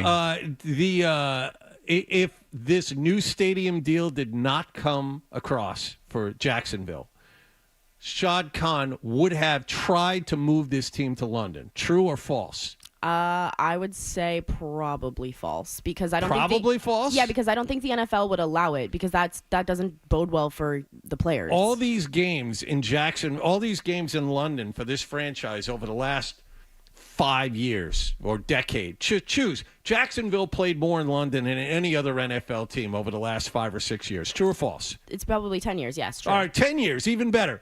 All the things I read about Shad Khan being interested in moving that club to London, I think if they did not get this renovation deal done, the team would have left and would have gone to London. I don't think you can dismiss that story out of hand. I think that I'm not dismissing that story. I'm saying they would be the team most likely to move if that were an option, but I don't think the NFL is going to make that an option. I think the NFL desperately wanted to. Nick, are you answering the phones at all? He's on the phone. There he is. All See, right. Phone He to takes ear. forever. Phone to ear. So I understand where Fred was going with this, and I happen to agree with him in this Put case. the information in the phone, Nick. Don't look at me. Well, now I'm not the mean one. Fred just lashing out. I got it. You got it. I Nick just gets don't it. know. The phone rings, and then I just sit here. Now no one's on the phone. By all accounts, you had a very pleasant weekend, too. Where does all of this hostility come from? It's ups and downs. Now no one's answering. What happened to the phone? All 3 of them hung up. None of them wanted to be on the air. They just had comments they wanted to make. Oh. Okay. They just wanted to make them to Nick? Yeah. That's going to ruin the segment you have scheduled. There's for one the next person that break. calls in every day at this time looking for information. About the weather? No, he wants to know if Toucher and Hardy are on until 10 o'clock. Oh, yeah, that guy. Oh, it's like a thing that every he day. here. Every day. Okay. Yeah. Yes. All right, very good. That makes all the sense in the world. Jacksonville, it would have been the London Jaguars. It would have been. Ron, go ahead. Really quick. So Fred's off his meds today. So we're just going to really push the London initiative because they played 2 games. We know they're never going to move a team that far. Now. It makes no sense. It never. It kills the entire style of play. You're talking jet lag. You're talking money. You're talking mate. They don't even want to have half of these guys on a bus. Never mind ship them halfway around the world just to play. Ron, they don't want to have them on a bus. Explain. They don't want to have these guys taking the time it takes to travel half the time. Never mind flying them halfway around the world to play. Then why Seattle? Then why is Seattle? Why is Seattle playing a 1:00 game in week 2 in New England? How far is Seattle from New England? Seattle is, 3,000 miles, 4,000 miles? How far is Boston from But London. that would be half of your schedule if you were to do that, Fred. We're talking one game. We're talking. Yes, Seattle's playing one game. Huge difference.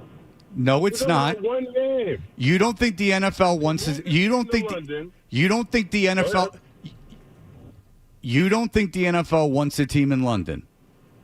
No. Okay. Ever. You know what you should do? Ron.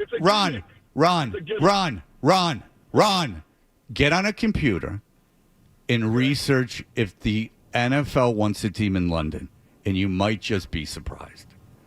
Because everything you'll see is that they do want a team in London. What do you think the players would say? What do you think the players are going to say about an 18-game schedule, Ron?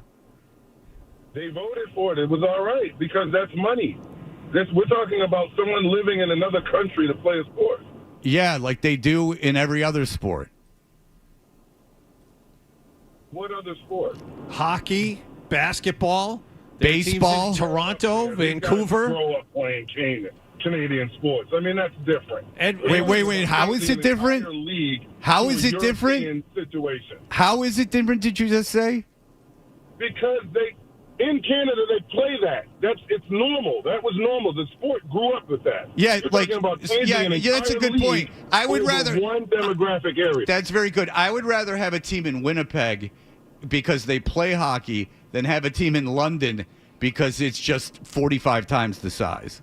That's a good point. Exactly. You see that's my point. Yeah, that's right. I would like to be in small markets where kids play the game. I'm going to tell you, I have not read the article, so I am going to go read it. All right, thank you, Ron. I'm going to inform myself on that. Thank you, Ron. And then you'll call and apologize to me. I appreciate it. We'll see. Thank you, Ron. I appreciate it. Two quick things. Boston's equidistant between Seattle and London. It's about the same. The league wants, whether it's Jacksonville or not, the league wants to expand to London. They do.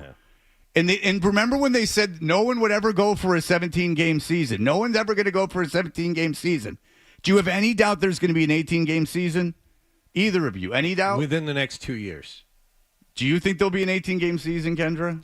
Yeah, but I also think that they're probably going to wind up putting the Super Bowl, like moving the Super Bowl to a holiday weekend too, so there's going to be longer time in between the end of the season and the playoffs. Okay, fair enough, but it's still an 18-game regular season. But they're going to change the layout of it. But there was a time 4 years ago where we were told there's absolutely no way that they're going to be that there's going to be a 17-game season. It does go back to the now can't like when it was 16 games you could go 8-8 and now that doesn't happen, which I think is a good thing for the league. Right, but I don't think that's of interest to them. I think they like money. Mike, go ahead. Hey guys, hey, I just want to say one thing about Brissett. I thought he was injury prone. I don't think he had a full year at all when he was playing with India or even with the Patriots when he was a backup. I thought he always got hurt. And to touch on the London thing, that has nothing to do with the players. It all comes down to money. Yeah, the players have no say. No, and the whole travel thing is ridiculous because like Seattle comes to Boston. You're not flying to Seattle for half of your schedule, though. No, but they would have to fly from England over here for half of their schedule. But they would make it so they probably would play 2 at home, 2 on the road, 2 at home. So then they'd have to have 2 houses, 1 here, 1 there. Like that's not fair either. These guys don't want to live in hotel rooms. They have families. They would live in London. Yeah, it all comes down to money. They would live in London, and then they would live in the hotel during the 2 away games that they played those 2 weeks, just like every other team. And then they would go back to London and play 2 games. I don't know how difficult that is to ascertain. If they had to play on the West Coast, they'd play on the West Coast. The next game they'd play on the East Coast, and then they'd come back to London for 2 games. And that would how they would handle the travel. They wouldn't have to live in 2 places. I mean, most NFL players do, but I mean it wouldn't be something they had to do. They wouldn't have residencies in 2 places because of their schedule. I mean, it can easily be done. It's just and I think that was a lot of pressure that was put on Jacksonville. Is that if you don't get this done, we're going to just move it to London. I mean, I think that's the next shoe to drop. It was a publicly funded stadium. I know, and that's why they got it, and that's probably part of the reason why the public agreed to pay for it. It's because there was a threat that the team was going to move. which is what that's not unique to Jacksonville. That's everywhere. All right, so we'll be back in just a moment. Sports Hub headline.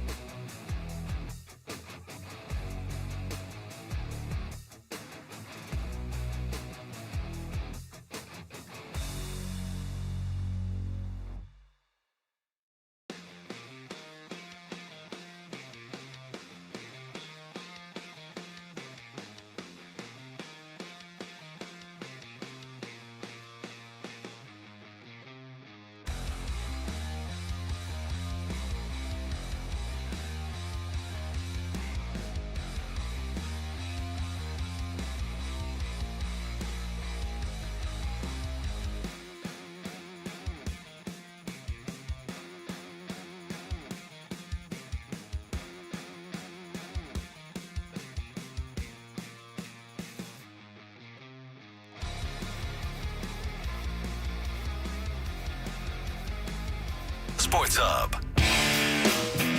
Hey, we got those comics come home tickets coming up. But first, Jay, go ahead, Jay. Fred, how you doing? Hey. So I agree. NFL definitely wants a team in London. I don't agree with the argument. There's a lot of holes in them. Go ahead. That travel is brutal. But I'll say this though: the NFL doesn't care.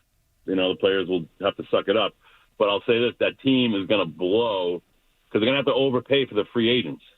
They don't have the creature conference. These kids, they haven't left the state of Texas until they were 19 years old, and now they're going to move to London, like 3 years later or 4 years. Like they're going to have to overpay for every player they get. Yeah, and and I know, like, and I've always been confused by it, and I've had players explain it to me a million times. Like, you are indebted a little bit to the state that you play football in that I think that your game checks are how you get paid. Does this sound right to you? The yes, game you get check. a game check, and it's taxed out of the state that you. Right. Sure. Right. So Yeah. like that's why Jerry Jones apparently used that as a negotiating tactic all the time in Dallas. In London, if you think like Massachusetts is bad, like London's insane. So they would have to. I think you're right that no one would want to play there. And I do think that you're in the tax situation would be terrible, and I don't know what the league would do about it. And it'd be awful for your family. Not if you big time, especially what if the kid grew up in California? Well, no. Like that's well, living in London's not a punishment. I mean, London's one of the great cities in the your dad would never be around, especially if you had it your way, where you're here for 2 weeks, there for 2 weeks, living in a hotel room. Fred, your dad would never be around. The food sucks. You don't like London? London food sucks. No, I love. My brother lives there. Yeah. Oh, But is he miserable because he's stuck in London, or is he? He's now got 4 kids and married a girl, and he's fine. But when he's done, he's coming back. He went over there for a job. Well, that's like Charlotte. Bankers go there for a job and then they come right back. That's right. I mean, you can't. The reason why most Europeans come to the United States and they don't go back, but Americans go over to Europe, they come back. That's a fact. Like right. in general, I like London, but I do too. But I mean, I don't want to live there. I mean, how much are players in the NFL seeing their kids? I mean, they could have their kids out in London during the first half during the season. They're not. I mean, they're going to be handcuffed, though. That team's going to be handcuffed. I agree with all of that. It's going to be very hard to get players to go play over there, and it's going to. And financially, they're going to have to figure something out. But they want a team there. By the way, 100%. I never disagreed with you on the fact that they want a team there. It just will never happen because of, at least not with the schedule that we are currently playing. That won't happen. You can't compare it to Canada. No, I agree with that. Most of the teams in Canada are an hour over the border, or maybe 2. No, but I bet you Vancouver to Miami, and because remember. Yes, but you're not doing that weekly. But they only play that once. Point. They do that once the a year. Edmonton, Miami, It's an East Coast road trip, though. It's an East Coast road trip. No. Edmonton's not playing Miami every Sunday. In the finals, you had Edmonton playing Florida, which I would bet is further than. Which is why they actually didn't go every other day. They made an exception. During the NHL play, they made an exception during the finals. They usually go every other day. They did not do that because of the travel. They went every other day, like games 1 and 2 were every other day, but then usually it's one night off, and they still play the game 3. They took 2 nights off, right, for games 3 and 4, and then 2 nights off again between 4 and 5. Right, the entirety of an NFL season. The entirety of an NFL season on the road is 8 games, so that's not that would. Well, I don't think 9. that would be an issue. It will be 9, and then. And I agree with you. They'll probably do two games in America from London to once, Seattle, if that's your argument, Fred. Like, genuinely, you're talking about flying from the East Coast to Seattle or San Francisco or whatever. Imagine flying from London to Seattle, San Francisco, Arizona, Dallas, Vegas. Yeah, you would do that, and then on the way back, you'd play a game further east. But okay. What I don't understand. I'm saying your argument is that these teams, flying to Canada or from Florida to wherever, you're adding in the entirety of another continent to have to fly over for, part of your schedule. That's miserable. Well, I would argue that when Boston played Vancouver, and it was even worse when Edmonton played Miami, that they had to do that multiple times. Boston, Vancouver was tough. That was every other night, and I remember I was exhausted. And that's not for watching 7 months television. of your season. No, but it's 7 games, so it's like it's more than a third of your season. No, and it was like games 4 to 5, 5 to 6, 6 to 7. That was they changed the venue every time. It was crazy. Yeah, The schedule would have to be different. but This here's the other London team would have to play 3 in a row on the road, then 3 in a row at home, then 3 in a row on the road. And in fact, the 7 games in a series would be basically your away schedule for an entire football season. So, I do think it's applicable. Not to mention your Xbox doesn't even plug in over there. Yeah, well, they got different things for everything. I mean, they really insist But it's upon like, I'm things. telling you, the Creature Conference are going to handcuff that team big time. Listen, it won't be easy, but they certainly won it. And no one thought they'd play a 17-game season, let alone an 18-game season. So we'll see. We'll see. What do I know? Caller number 10 right now to the Sports Hub contest line, 617-931-0985.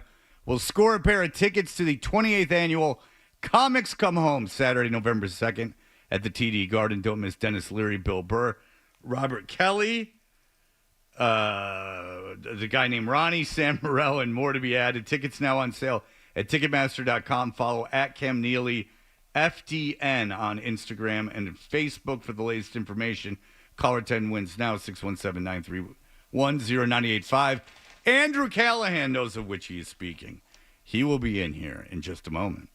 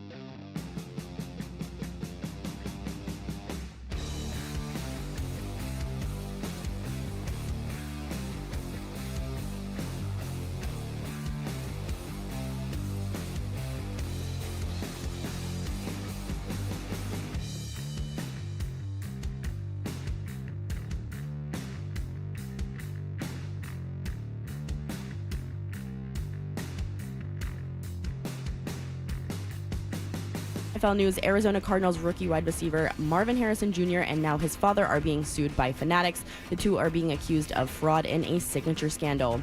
And the Boston Red Sox got swept in a weekend series against the Arizona Diamondbacks at Fenway Park. Rafi Devers, however, did hit his 200th career home run. It was a 3-run shot, and he is now the 11th youngest player in Red Sox history to reach this mark. The Red Sox will play the Toronto Blue Jays today at Fenway. And Woodstock, Vermont native Keegan Bradley is your BMW Championship winner. Sports Hub headlines are brought to you by the FM Championship. Boston, the LPGA is back. Don't miss the FM Championship August 29th through September 1st at TPC Boston. Visit fmchampionship.com to buy your tickets today. You're listening to 98.5 The Sports Hub, Boston's home for sports. I'm Kendra Middleton, and your next update is in 30 minutes. Boston's best sports talk. There's an app for that. Download the Sports Hub app for loads of stuff. Absolutely free. Connect with the shows, get podcasts, and more. Get it where you get your apps. Or at 985sportshub.com. Now, more Toucher and Hardy on the Sports Hub.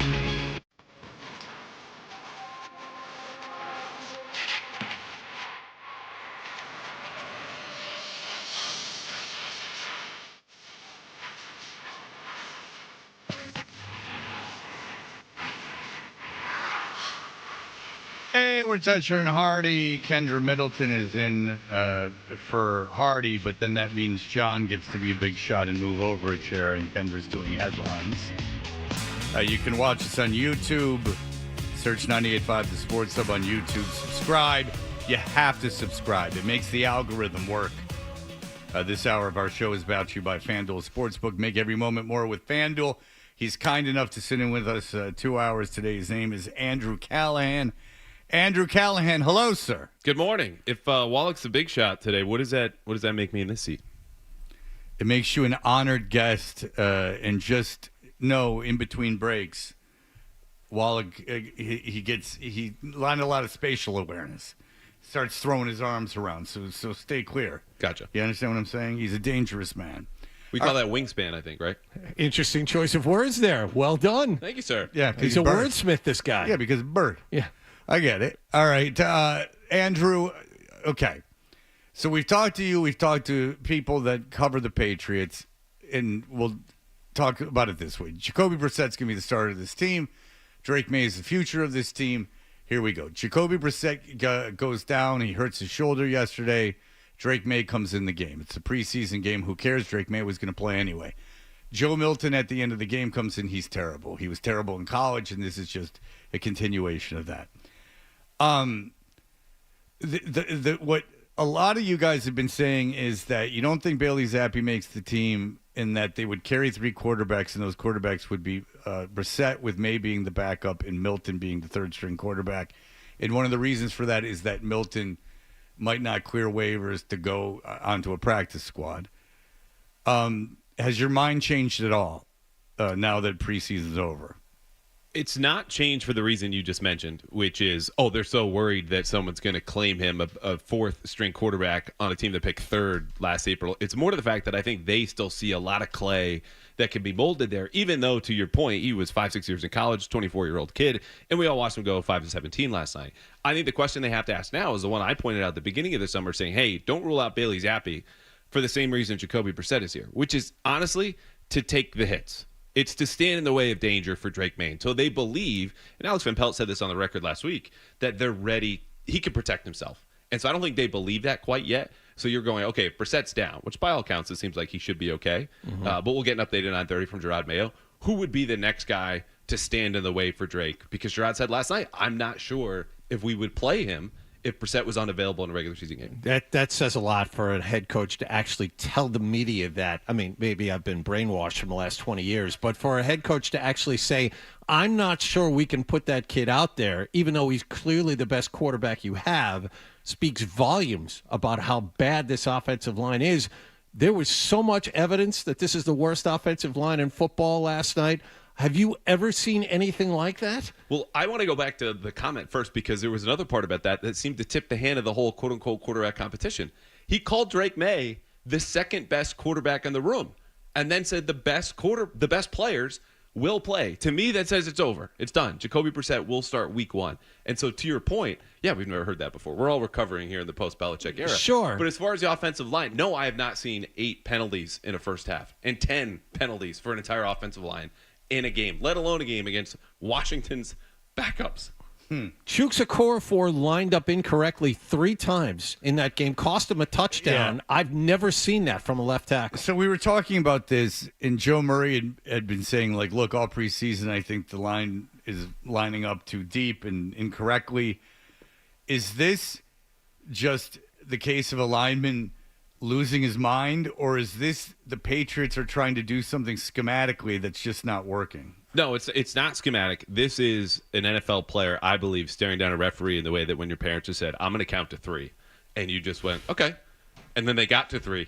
And then you got grounded for 1 week. And then it was another week. And then it was a third week. Because you just can't do this. Like, this is Right. a real benefit to the offense, especially in pass protection.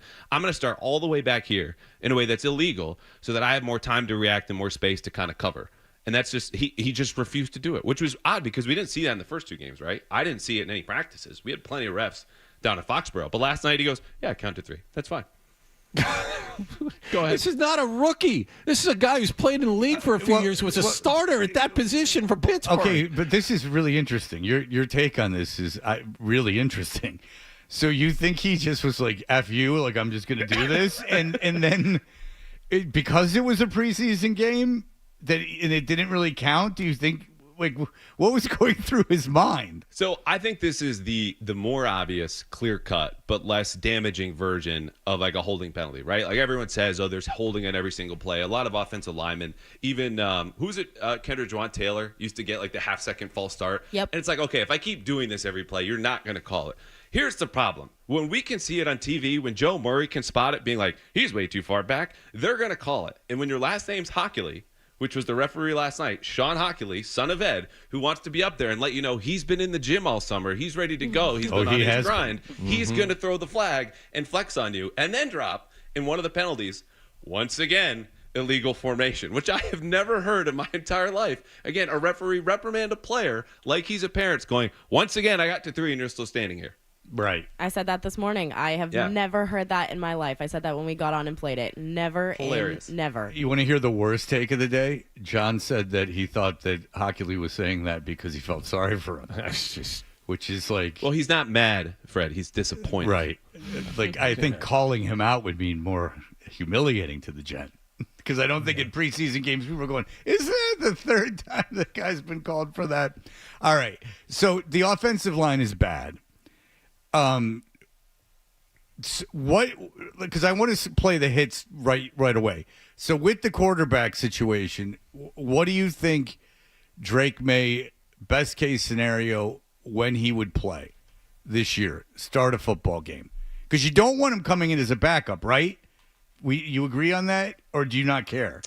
I think they could get away with it for a game or 2. Long term, this is a problem. Okay, but are there going to be, because Kendra mentioned it, like, are there going to be like decent backups available, veteran backups available, if Brissett gets hurt, that can learn the system very quickly and start playing pretty soon? So I wish I had a definitive answer because there are surprise cuts every single year. Yeah. I think the things working against the Patriots are, hey, if you have a good quarterback, even if they're a backup, you just keep them. It's like offensive tackles. Everyone's like, oh, grab one on the waiver wire. Okay, tell me who. I don't know. The thing working in their favor, though, is this system, unlike the last one, when the Josh McDaniels offense by the end was just crushed under its own weight, essentially, because it was too complicated, too complex. If you've been in an adjacent system, you can pick this up. So the other part is they don't need a quarterback to even be decent, I would argue. You just need to be better than Bailey Zappi, because they might cut Joe Milton. They might cut Bailey Zappi as well, and then bank on that third quarterback.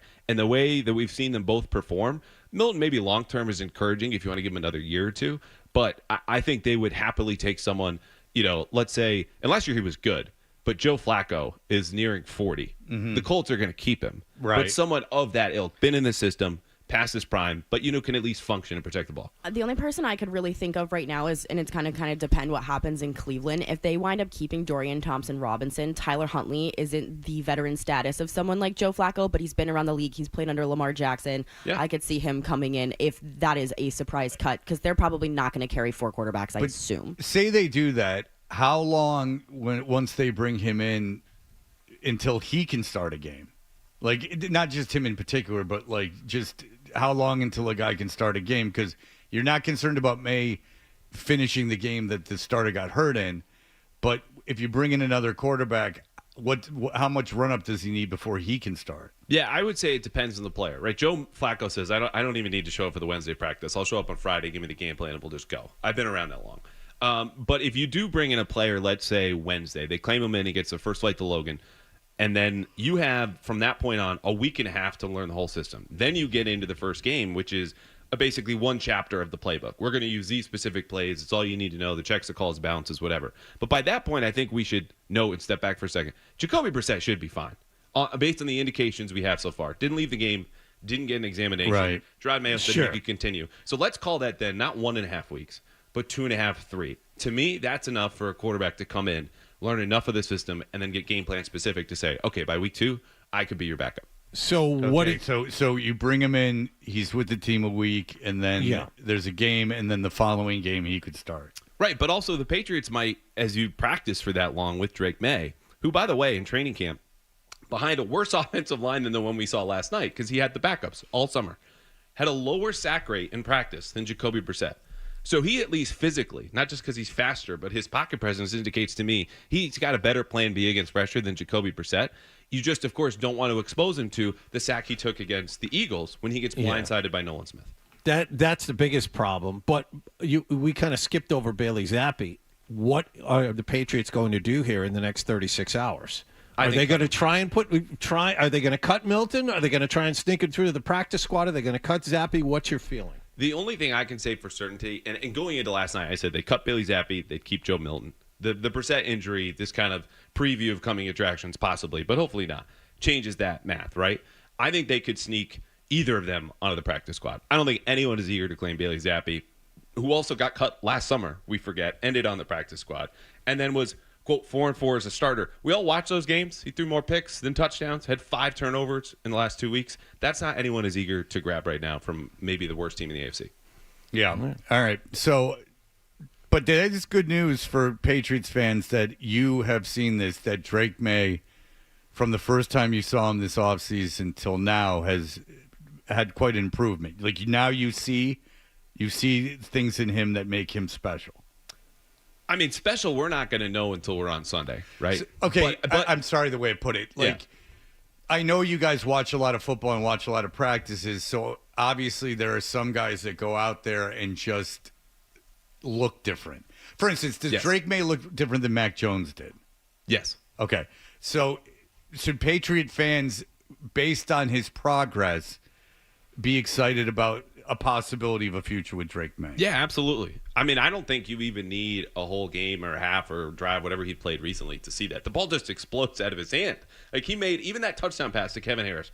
Kevin Harris does most of the work there, but he zipped that ball in a way that Mac Jones never would have been able to complete. Strength. We saw Jones go from the far side to the near sideline and get that ball picked off 10 times out of 10 because it looked like a balloon floating down.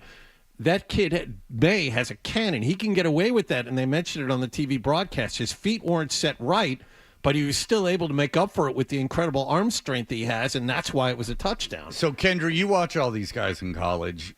When you see Drake May, because I don't know the guys you work with, what their feelings are, but did you think coming out of college that Drake May was going to be, that he's physically incredibly gifted? So, yeah, I think that's the big thing with him, right, is that one of his comps was Josh Allen. He has the same, kind of body type as Josh Allen. He's a big guy. He's 6'5"? Yeah, 6'4", but yeah, he's a big kid. He can take a hit if he needs to, but that's not what you want to do to him. I actually think that not his last season at UNC, but his season prior was the more impressive season from him. And he did, he was without Tez Walker for a majority of the beginning of the season at UNC, who kind of seemed to be his security blanket at times down the stretch.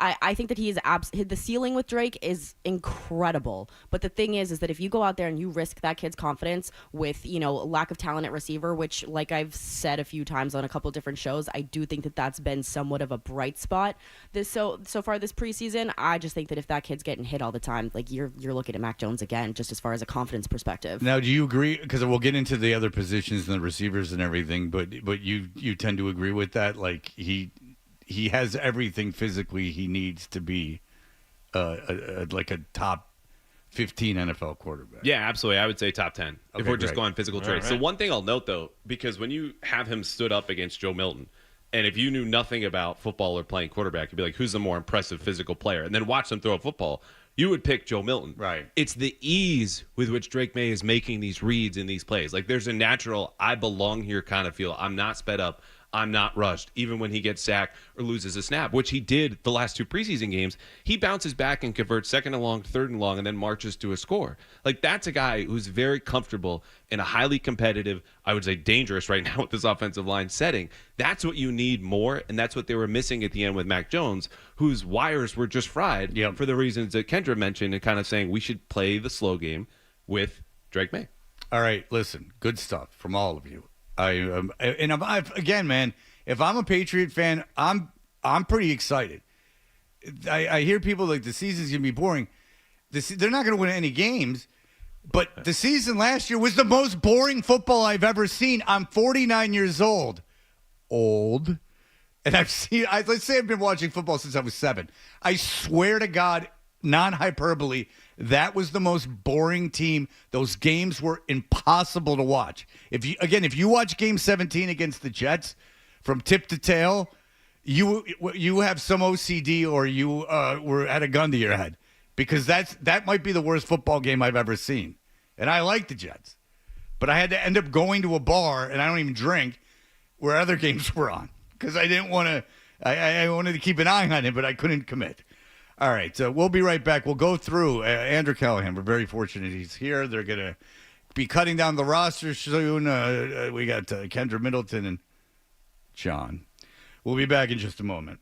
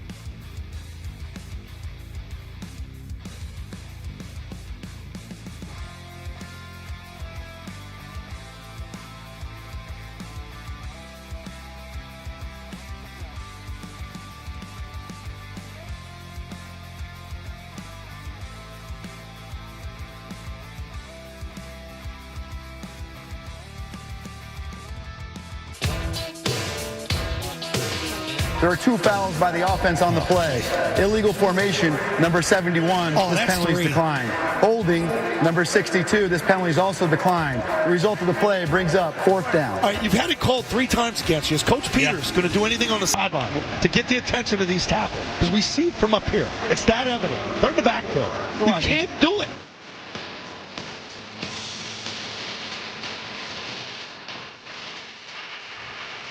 Yeah, very frustrating. And once again, it starts with me. I just got to get on those guys more in practice about some of that stuff. But I think the most frustrating part was after you've been told that you have to move up, that they continue to line up the same way. I would say some of those calls, I don't know, but you look at the pictures and we were definitely deep. All right, we got Kendra Middleton. We have our friend Andrew Callahan from the Herald here. We have John. 617-779-0985. Yes, John. I wanted to ask Andrew now to kind of continue the conversation. Now that the preseason is over and all rosters have to be cut down from 90 to 53 by 4 p.m. tomorrow afternoon, they're going to be, 900, 1,000 people, however many there are looking for jobs. Patriots have a high waiver priority. I'm wondering how aggressive the Patriots are going to be in claiming guys, because we've gotten a real good look at that roster. It's not very good in a lot of spots. I think they would be very aggressive in picking up the scraps from other teams here starting tomorrow. Gerard Mayo said as much, so you don't have to take my word for it. Last night it was there are going to be a lot of good football players on the waiver wire. Our new definition of good football players here in New England. Better than what we have. Right. I would say, too, we do these exercises as beat writers, and Bart does a bunch, and he does such a great job here. The 53-man roster projection. This year, I've done one. It did not get to 53. I don't think I'm alone in that. Jesus. Not because, again, look, the talent is the talent, and that's just the truth of the matter. But I think when they go, okay, would we rather keep, let's say, Jaheim Bell, who some folks got excited about. At the end of the day, he's a 7th-round rookie. He's athletic. You never want him in line. But every other team in the league passing him for 6 rounds. His preseason tape has been fine, whatever. You probably cut him and bring him back in the practice squad and go, we hope, we cross our fingers and pray to every god available that there's an offensive tackle who looks at least a little like Vidarian Lowe. Because right now, that's your best offensive tackle. And he's hurt. I'm trying to figure out when the last time the Patriots had a roster as low on talent as this one. And we were talking about this off the air. The worst Patriots team ever was 1990, Rod Russ. Those of us who were actually around and rooting for the Patriots at the time remember this.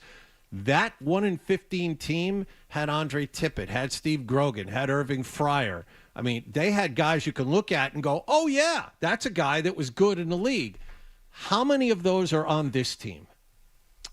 Well, John, I was not alive for that to disappoint you. I'm aware I'm a lot older than you, Andrew, but that's why I'm asking you about this team and not that one. I don't think anyone of this They played roster, with leather helmets. Yes, it was no a bit face of a mask. situation. is going to no blacks. They were not allowed. Go ahead.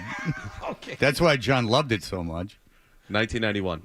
Look, no one here is Andre Tippett. Andre Tippett's still in the building fairly often, and I would say maybe probably could suit up. Yeah. Every Friday, there's no Stanley Morgan. I will say, though, we're going to find out a lot more in the next year or two, because someone asked me on my podcast the other day, can you just regrade the last 2 drafts from the Patriots? I go, okay, first of all, it's way too early. And then I said, okay, let's throw away the journalism cap. This draft, I'll talk about last year. Christian Gonzalez and Keon White could swing what I thought is like in the moment a B+ draft into a full-on A if these are the guys that we've all been expecting and writing about and watching, or at least saw for 4 games from Christian Gonzalez. So there might not be right now, certainly, none of the guys you just mentioned on this roster, but those players are what they're looking for. Pillars for the future that we can count on you to be a problem on Sundays in a way that anyone playing us right now is probably going to bed early because they know we don't have to scheme around virtually anyone on the roster until proven otherwise. Is Pop Douglas good enough for another defensive coordinator to go, oh, my God, for any defensive coordinator to lose sleep over? You know what's funny?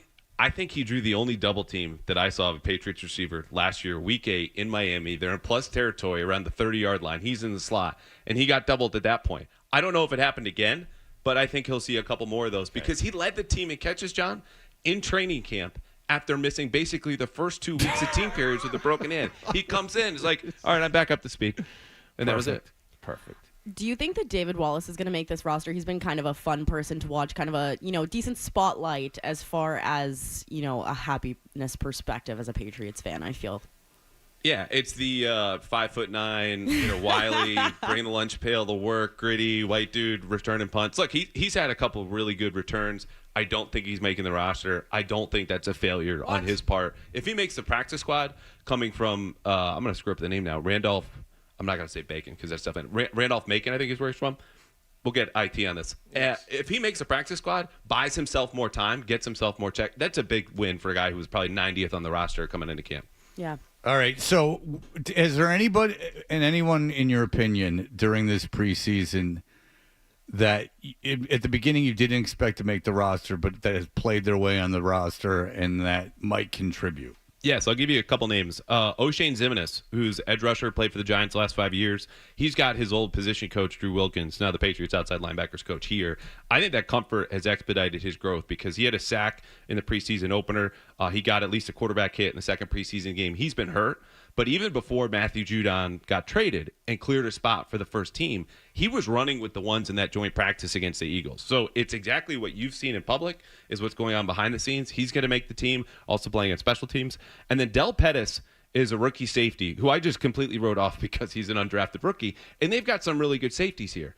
But Marte Mapu's been out basically since the third day of camp. And so for him to come in as a fourth or fifth guy, also playing teams, he's forced his way into the conversation with pass breakups, physicality, sniffing out screens. He still might get cut, but he's got a practice squad here spot, absolutely, and I think we'll play at some point. Del Pettis as a rookie coming into this year, who was, again, probably hanging out with David Wallace in the 80s when you listed all the players before the season who was good and all the way down to the bottom. Well, he had that when David Wallace got left up under Mifflin, he made the big the thing Suck It, which picked up kids' toys. Then he ended up buying back the company. Don't worry, he ends up fine.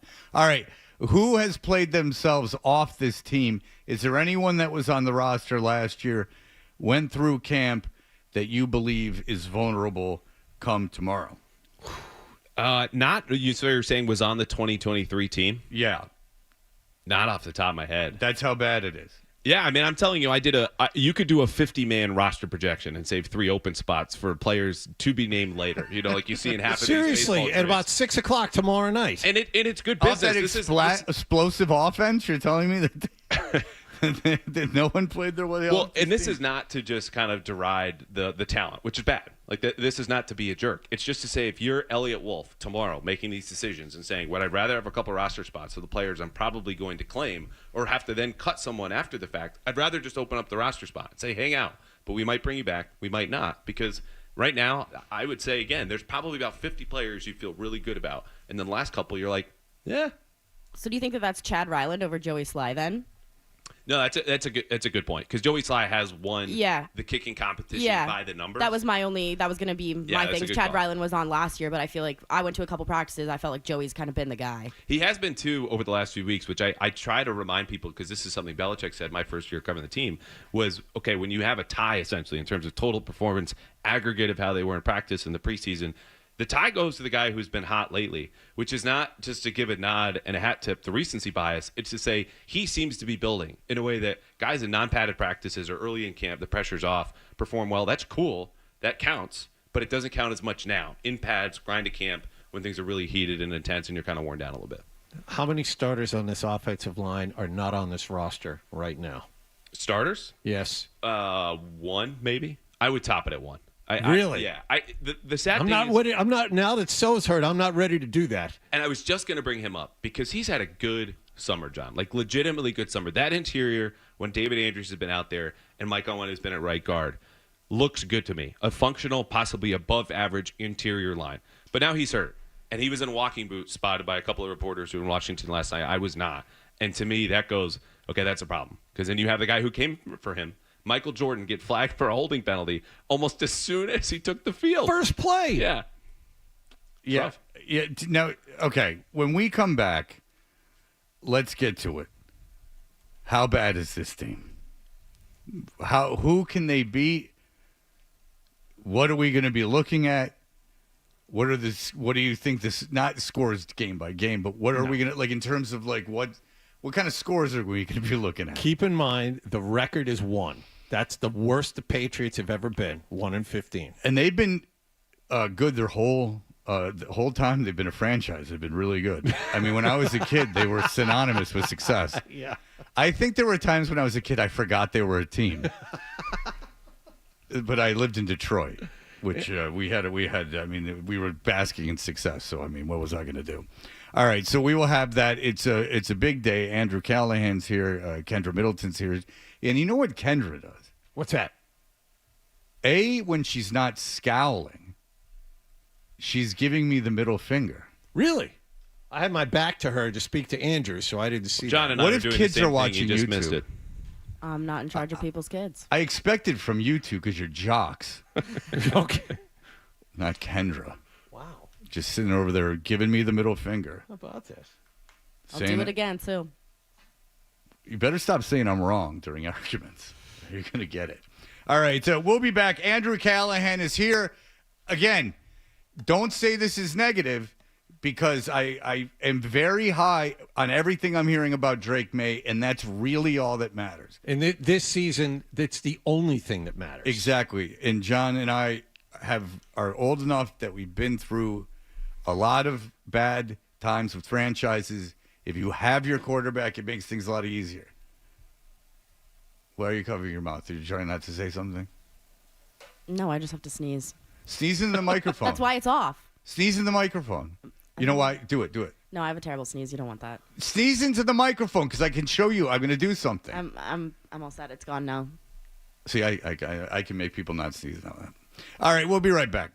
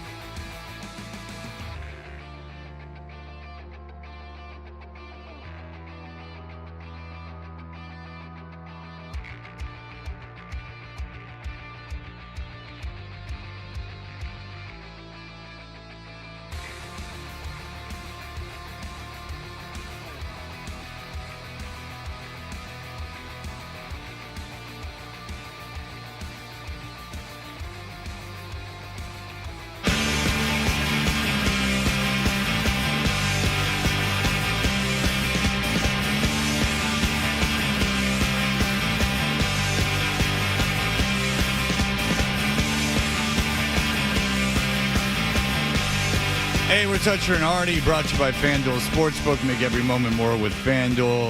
Andrew Callahan from The Herald is here, 617-779-0985. Andrew, all right. Seeing the schedule, it's brutal. I mean, it really is brutal. I'm going to ask you just one thing specifically about the schedule, and then feel free to we don't have to go game by game or anything like that. We won't put you through that exercise. But, like, after they lose to the Bengals, the Seahawks have to come here, West Coast team,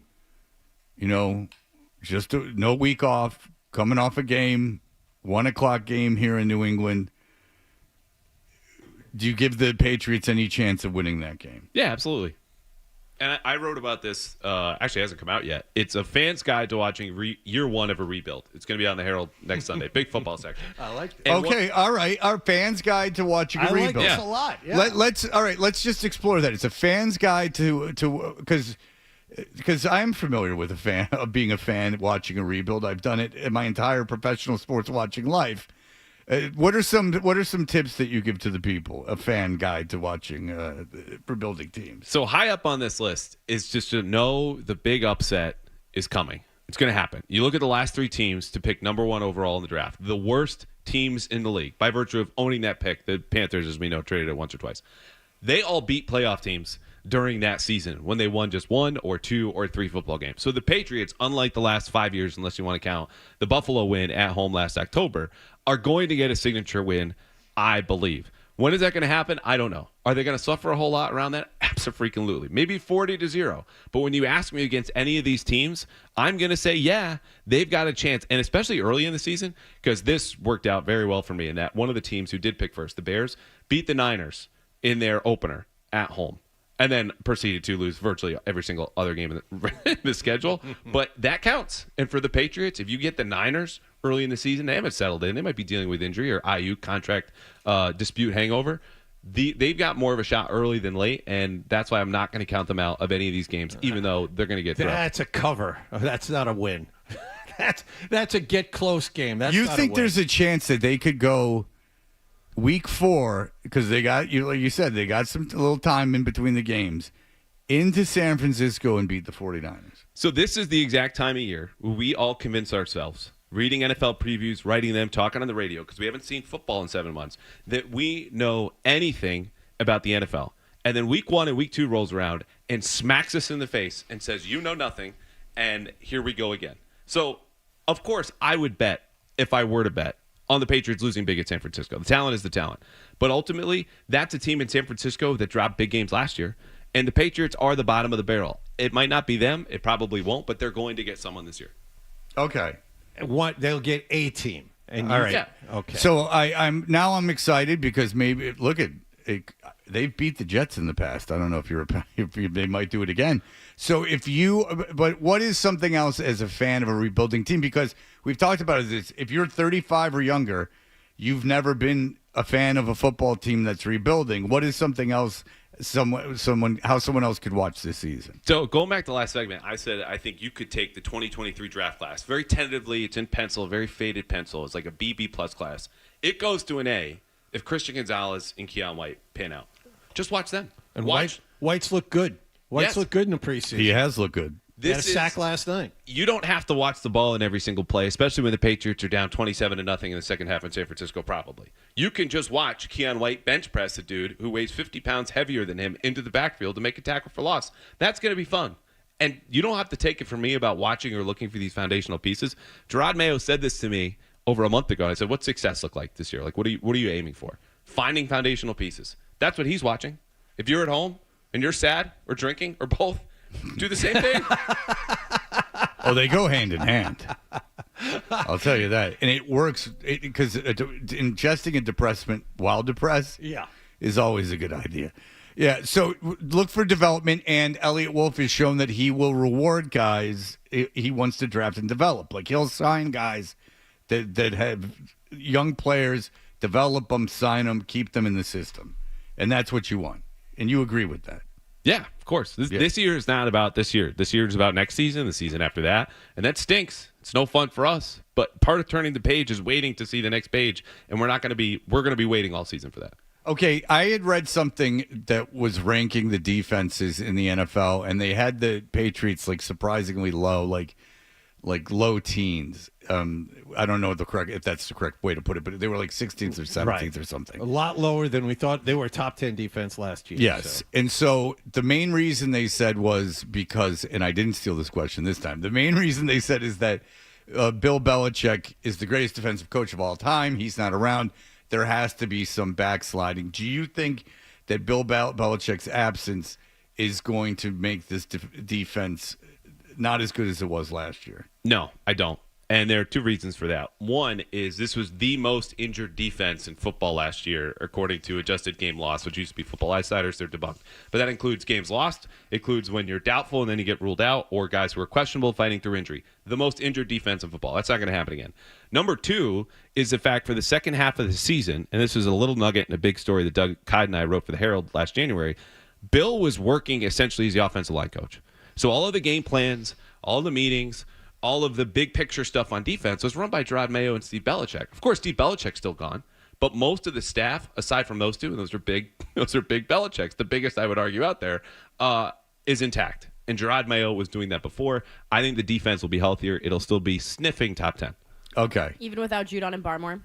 Yeah, I mean, they were without Judon last year, right? And Yeah. Christian Gonzalez. Barmore's a big hit. That's a difference. But to me, I just think when you bring literally everybody else back, and if you get a number one corner and face, a slightly easier schedule than last year, which people forget was number one in the league, most difficult, I think they will be better. Yeah, Christian Gonzalez, too. I didn't think that he looked that great in like some of the joint practices, the Eagles specifically. Yeah. And then I think that he's struggled a little bit in coverage in some of the preseason games. Are you worried about his comeback at all? So I'm not as confident that he'll look like the dude we all saw last September, right? Because how could you, for the same reasons you just said? But I just keep reminding myself when I go back and read my reports from last summer, he wasn't doing this last year either. And so I'm going to wait until the lights are on because he just might be what outside of football you would call someone lazy. Inside of football, you're a gamer. I'm just a gamer. I don't really practice that well. Lights I come on and show up. Lights are on. There I am. That just might be him. I don't know. But we have to wait until week one to find out. You're going to find out real soon. He played some top wideouts here in the first 4 weeks. I mean, we'll find out just where he lands. And real quick, I just want to get back to the defensive line for a second. They're missing the run-stuffing potential. Can they stop the run with the guys they have, or are we going to have more waiver wire pickups? I think they're going to add a run-stuffing defensive tackle, but he'll be the third guy in line. Like, Devon Godchau's still the linchpin. They count a lot on Juwan Bentley, Jelani Tavai to fill in behind them. These are one of the few 245, 250-pound linebackers still rumbling around the entire league. Everyone else is playing smaller. They're playing faster. Behind them, Daniel Ekwali was a dude who's only used to playing on third down up until this year. Hey, you're starting now, big guy. And he's held up. He's been honestly my surprise of camp, but I'm not going to bank on that for 17 games, so I don't know how well they're going to stop the run. Yeah, and are these games going to be as boring as last year? No. There's Drake May looming over all this. Last year it was Bailey Zappi in the corner being like, when am I getting my shot? Everyone is going to be rooting, screaming, calling into the show, saying, play the kid as soon as Brissett stinks it up, which inevitably is going to happen. Everyone drops one of those. It might be against Cincinnati, it might be later. But at least there's that possibility that everyone is not just looking to the backup quarterback, everyone's favorite player. That guy was the number 3 overall pick who just had a really good preseason. Okay. If this team ends up like having one win come like week 12, you as a fan, is it something you should be rooting for them to get the first pick in the draft so they can trade it and get this haul? At that point, do you start rooting for the team not to win? It's very difficult because you'd be surprised how conditioned you are by the uniform. But is that where you're at this point? Would that be where you would suggest fans to be at? One win, it's like week 12, week 13, they've got one win. No, Fred, I would just say live your life. I mean, it was so miserable last year, and fans are doing that. Please lose, and then they win on Christmas Eve, and you should be happy that your football team on Christmas Eve won to brighten up your Christmas. Cost you Jaden Daniels, damn it. Well, we'll see, because they still end up top 3. We never know, just like I said at the start of the segment. We never know in the NFL. That's why we love it. We get so certain in late August. By then, we thought we knew the draft order. We didn't. They picked third, and it was fine. I'm going to defer to you on this, Kendra. This is not to pick on the Jaguars, but like you've been around this. merry-go-round Oh my God, a few yeah. times. You're not picking So on me. Did your attitude change with that the first time around when it's like, please lose, or did you want them to win, or how did that go? When it was Trevor Lawrence coming up in the draft, I wanted them to lose so bad. Thank you, Frank Gore. I am forever indebted to you. But that being said, when it was the Trayvon Walker year, I can't swear, but I was rip. I was so mad about it. I was like, can we win a dang game? And it just, that's the miserable part of it, is because I put out a tweet last week about all the draft busts that they'd had over the last 10 years. Because, you go through the Blaine Gabberts, the Matt Jones, the whoever you want to say. And at a point, you're just like, this sucks. But the only time that I've been like, all right, fine, was Trevor Lawrence. And sure, you can feel however you want to feel about Trevor. But that was the one year where I was like, if you guys don't lose these games, I swear. All right, I have no life because I remember that Thursday night game in Pittsburgh that they beat them, and we came on the air the next day, and Fred asked me, "Were you upset that the Patriots beat Pittsburgh?" And I was upset at Mike Tomlin for making 2 or 3 really strange decisions, and Pittsburgh had horrible quarterback play, and the Patriots won there, and it cost them at the end of the season. I knew around the corner was a high pick and hopefully a franchise quarterback. At that time, we didn't know where they were going to land, but they were in the running to get one of those guys, and I didn't want them to win a game. And if that scenario plays out and the Patriots are 1-10 or 2-9 or 2-11, hell yeah, I'm rooting for losses because of that situation.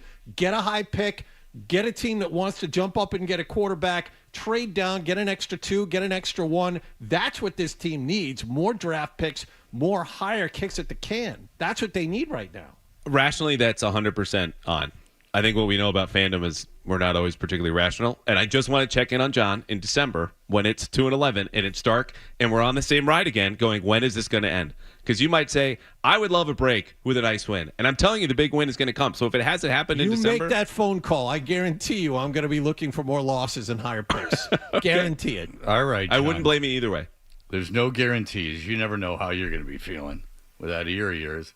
All right, we'll be back. Bob Sosi called the game last night for our own flagship home of the New England Patriots. He'll be on with us along with the rest of the guys here. We'll be right back.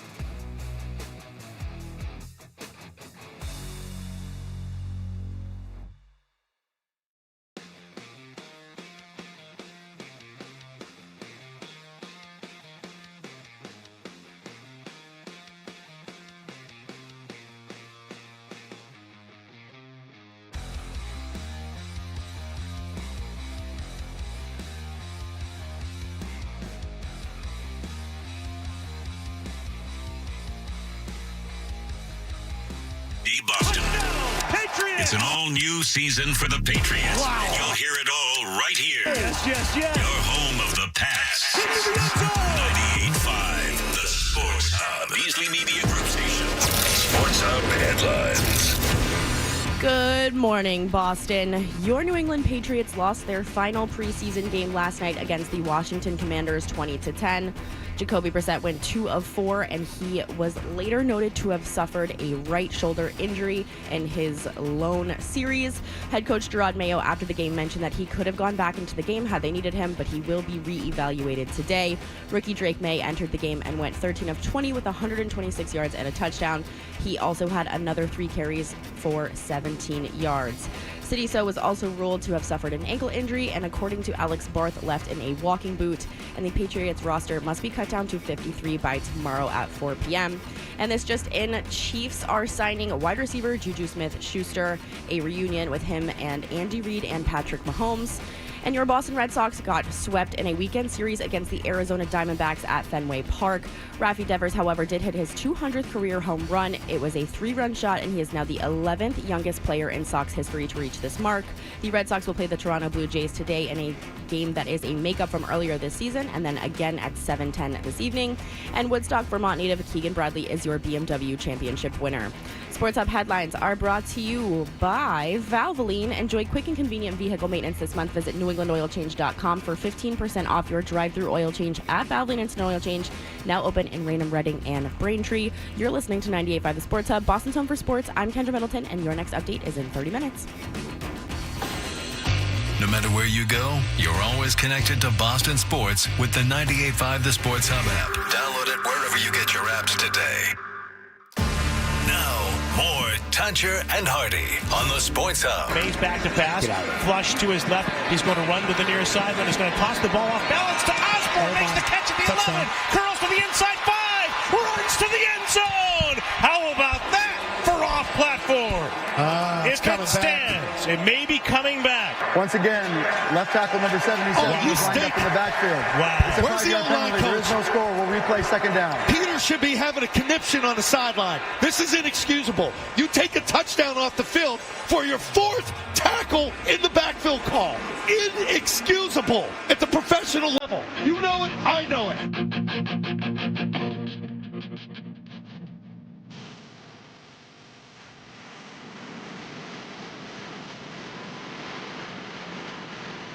Hey, we're Toucher and Hardy, brought to you by FanDuel Sportsbook. Make every moment more with FanDuel. You heard just how undisciplined the offensive line was last night. By the way, you can watch us on YouTube every morning, but especially this morning as we have Andrew Callahan from the Herald here. And he's a lot more muscular than you think. Hunk alert. He said this last year, too. Yeah, no. Oh, yeah. I remember what he said. Same holds true. And changed. And he unbuttons his shirt, showing like a little bit of like, hey, I'm a man. I got a little chest hair here. It's like it reminds me of Frank Viola. Yeah, Viola. Like, yeah, You need a chain though to really happening. show that off. Oh yeah. You need a horn of plenty. You get like a pinky finger or a pinky ring? No, I think you lay something in your chest hair that lets women know that you're virile. You know that like I can produce. Yeah. You know what I'm saying? Kendra Middleton's here as well, if you're interested in all that. Bob Sosi is the voice of the. And by the way, Kendra is having some conversation about me with her mother, which is very upsetting. What's that about? She texted me and asked why you were upset at me about the whole Jags thing. Is that no? But she said, "What did Fred do?" Is what she said. Yeah, talking about that conversation. Okay. Were you texting She's her? listening. Say hi. Hi, Kendra's mom. Hi. How are you? That's great. I heard that you're from Wisconsin. You know, I grew up in Michigan. That's not so far from Wisconsin. Oh, we'd had tons to talk about. But Kendra, were you talking to her? Were you complaining about me to your mother? No, I asked if she heard the London Jaguars segment. Okay, because you feel you won that. I don't think she has an opinion. All right. Did that have the old hippie comment in there too? She texted about that. No, she doesn't care. All right. She'll be here tomorrow. I'll forgive you. Great, bring her in. Fantastic. Oh, are you going to bring her in? I wasn't planning to. Thursday. You're not going to bring her into work? I'm not gonna. Is it bring your mom to work day? Yes. If your mom's visiting and she's never been in here, I would bring her to work. Thursday, bring her in. She would love that. Mrs. Middleton, don't you think that It's you would love? You have Mrs. Middleton, an open invitation to join us on Thursday. Whoa. It's Miss Middleton? Yeah. Sorry, Miss Middleton. My apologies. Miss Middleton, it would be my pleasure if you could please grace us with your beauty. Bob Sosi is the voice of the New England Patriots on the 98.5 The Sports Hub Patriots Radio Network, and he, I don't know, Miss Middleton, if you're at all interested in play-by-play, guys, but he's the best. Bob joins us on the Volkswagen Dealers Expert Hotline. Hello, Bob. Hi. Hello, everyone. Hi, everybody, including Miss Middleton. That's right. Miss Middleton, listening from where? Jacksonville. From Jacksonville, Florida. She's got a house on the beach. Well, not on the beach, a few blocks away. All right. Here we go. What was Zolak like? Was he apoplectic about the offensive line continually being penalized last night? Well, he was calling for conniptions on the sideline, but we were experiencing one in the broadcast booth. What was going on there, in your opinion? With Zoe or with no. No, I know I see Zoe every day. What was going on with what do you think was going on with him? Well, and Andrew probably has a much better feel for this than I do. It seems to me Okorafor, first of all, going into training camp, the idea of having him as the potential left tackle, I put them in a pretty precarious spot to say the least. Someone who's only played on the right side and doesn't seem to have much of a comfort level at that position as opposed to where he's played most of his career. So you start from there. And then in last night's case, the officials were communicating with them. It really is inexcusable for him, not to at least adjust to the way the game is being called. In the words of Mayo afterwards, we have to do business the way business is being done. Wenu had the one call as well. It was declined. Afterwards, Michael seemed to, at the podium a little incredulous that he was called. But if that's the way they're going to officiate it, and they gave them leeway early on, and we talked about it early on, and I know in the first two broadcasts, Phil Perry picked up on it as well. We asked Sean Smith when he was here, a referee during joint practices and for a press conference, is that indeed a point of emphasis? And he seemed to indicate that it had been taken care of last year, but we saw it early in the game on Sunday night in Washington. The officials obviously communicated to the Patriots what Zoe was picking up in the broadcast booth, and the Okorafor just didn't make any adjustments. And I don't know if that's just related to his lack of comfort at that position, wanting to get an early jump, but it is inexcusable at this point. Bob, you brought up my theory. My theory was this. It's like, I don't know if you're the disciplinarian between you and your wife and your two kids, is that you tell me once, and then the next time you go, I'm going to count to 3. And this is the ref staring at Chooks Okorafor. Yeah. And then he counts, and Chooks stays in the same spot. Because I will note, you're right, that he does not have the same level of comfort at left tackle. But the job about lining up is to get down, look towards the center. If you're looking at his ass, you're too far behind. If you can see his belt or something higher than the belt, you're good. I thought this was just, hey, I'm a vet. I've been doing this for this long. I know how to line up. And then he was told he was wrong time and again. What do you think? Andrew, who am I to dispute your theory? I tend to think, there's been a level of in watching him even in practices, the joint practice in particular, but watching him in practice at the time, this is somebody that at times seems to be easily agitated. And so you wonder if the officials in turn were agitated last night, especially the tone of Sean Hoculey's voice and the way he said after that play, once again, illegal formation by the left tackle. John thought he was doing that as a favor, and I'm not joking. I'm not going to let this go, John. John thought he was doing that as a favor to the kid to take it easy on him. Yeah. It couldn't have been more opposite of what was going on. It's almost fascinating that you thought it, John. It's almost like your brain is working on another level. Do you see other dimensions? Oh, yes, constantly. Very good. So, Bob, your opinion? Yeah. My opinion would not be the same as yours in that case. I understand. I wouldn't dispute your theory. No, I Would you call it asinine? Well, let's talk about the offensive line a little bit. Obviously, Drake May is the better of the two quarterbacks based on what we've seen all the way through the summer. And he is clearly, if they wanted to start him, they could. But if you're the Patriots, do you stick him behind that offensive line?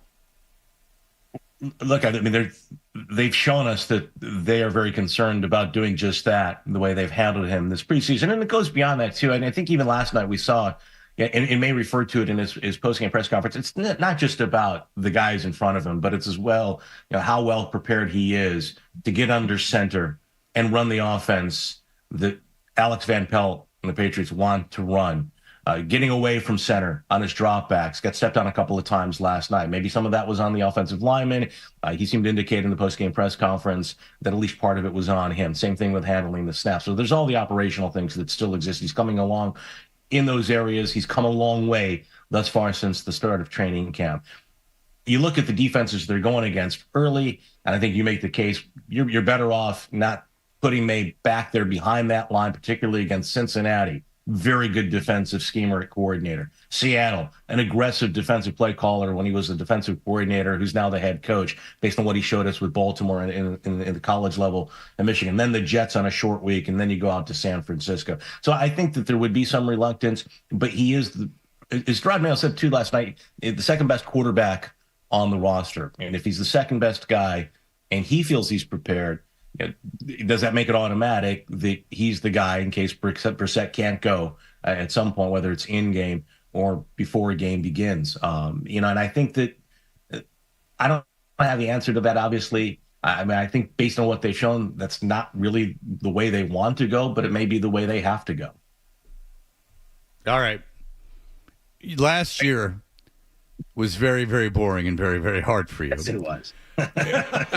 Now, you did Navy football. That's got a great atmosphere. I would imagine that, regardless of the quality of the Navy team, that it's always pretty exciting. I'm not just saying that to be that guy, but it probably was pretty exciting, right? Yeah, and when I say it was boring, the offense. No. Last year was boring. Bob, don't ruin your credibility and say it wasn't. So if last year was the most boring team that you ever called, do you have hope that this team is going to be easier to watch? Fred, since you referenced my Navy days, I'll go back to a stretch when Navy was 3-30, and they were coming off a couple of years under a guy by the name of Charlie Weatherby, who was their head coach. And at one point in time in the mid-'90s, he was kind of an ascending head coach in college football. He had some offers to go elsewhere because Navy had a very good and very exceptional season in 1995. And by the time I started calling their games, they hit the skids. And Paul Johnson came in as the head coach in 2002, and they went 2-10 that year. But they were an exciting team to watch because you could see the culture taking shape and you could see where they were going. And I think for me, particularly, if we have the chance to watch May, and I think we're going to at some point, whether it's sooner, if not it'll be later. To me, there will be excitement in that itself. I'm very optimistic about what I've seen from some of the young kids. I think Jalen Polk right now is their best wide receiver. I just love his. I love the way he runs routes. I love the way he competes. I think he's strong at the line of scrimmage in what he has to do in terms of beating coverage, but also in the blocking area. So I think there's your top two picks. Those are two of the foundational pieces. I think there's guys on defense. Keon White certainly is a guy in his second round pick from a year ago. That's a foundational piece.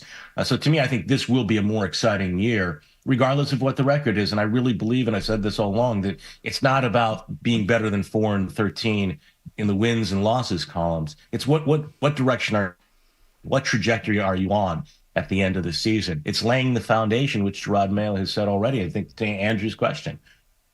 Obviously, the hot conversation right now is the offensive line, and there's got to be a way for them to beef it up. Do you think that there's a chance that they go out there and they sign someone maybe like David Bakhtiari, who's obviously a vet? He's come out and said that he wants to play again. Do you think that there's a chance that they're going to call a vet, or do you think that there's a better chance they're going to wait for roster cuts and maybe go out there and beef this lineup that way? Yeah, Kendra, I think at this point it's more likely that they're going to wait until Tuesday. I mean, they have the third spot when it comes to roster claims, and there will probably be upgrades available on the waiver wire. I kind of feel that in the case of Bakhtiari, he's not the player he was, not even close to that in his prime, and that would have happened by now if he was willing. He would have been a guy that you would want to bring in the last week of preseason training camp. So I kind of think that they're more inclined now to go after somebody on the waiver wire. And we talk about the tackles, which is obviously a huge concern for them. But I also think at center, there's still a lot of concern about the backup. Leverett had experience, and he went most of the way last night with Brissett and Drake May.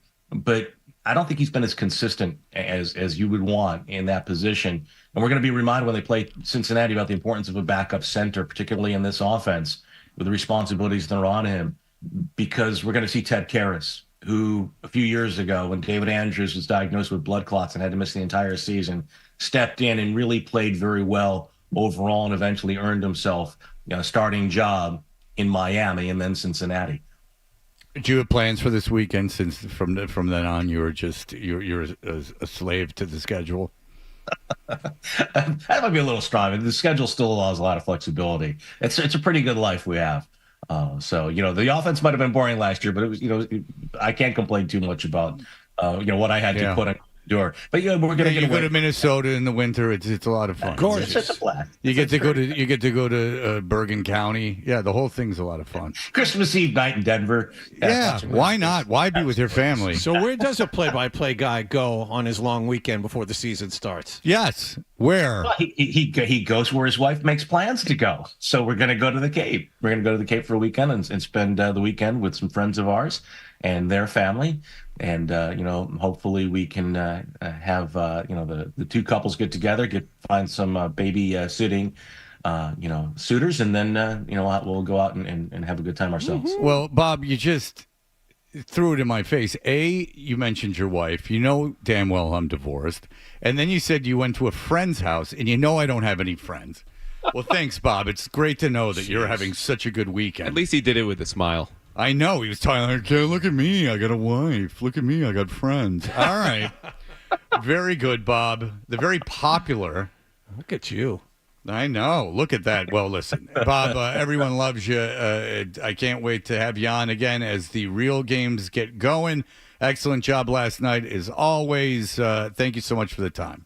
All right, Fred. Thanks a lot, guys. Take care. All right. I appreciate it. Andrew, if you have do you get a lot of feedback from people, like a lot of listener feedback, not listener, like reader feedback? Yeah, I'd say a couple emails. I want to say every day during the season, maybe one or two. Are people? Do they have a lot? Are they opinionated? Do they have a lot to say about? Well, if you have anything in particular you'd like to read, when we come up, we do our award-winning email segment. Kendra has something, but I'm going to coach her in how to say it on the air, because as you can imagine, it is. How many messages do you get a day? I gave Fred some options, and he picked which one he thinks that is going to go the best. I would say cross-platform, maybe 400, 500 a day. Jesus. Whoa. Yeah. God. Yeah, I get like 20. Most of them are like hate messages, but like whatever. Oh, on the internet? Crazy, right? Yeah, it's really weird. And John, maybe one time you put a little teeny bit of effort into this thing. I have two ready to go. One is were they sent to me as well? One of them. No, at least one of them. You just look down at your phone, and then that's what you go with. All right, very good.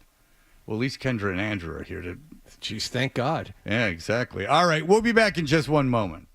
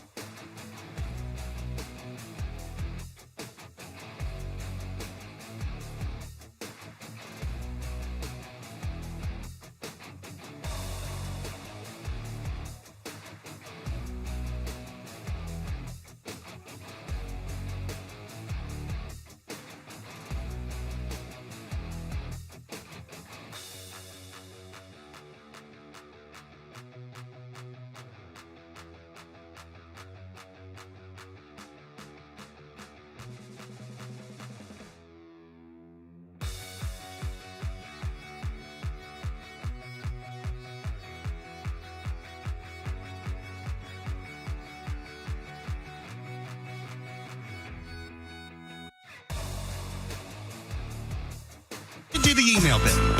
It's a great idea. Let's do the email bit.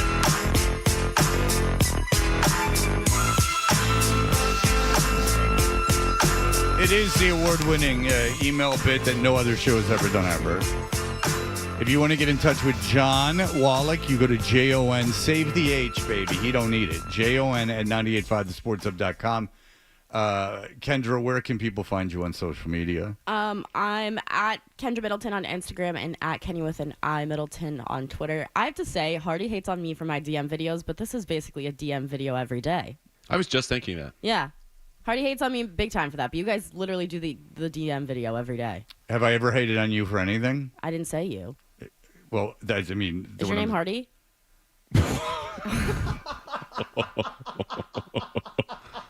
Meow.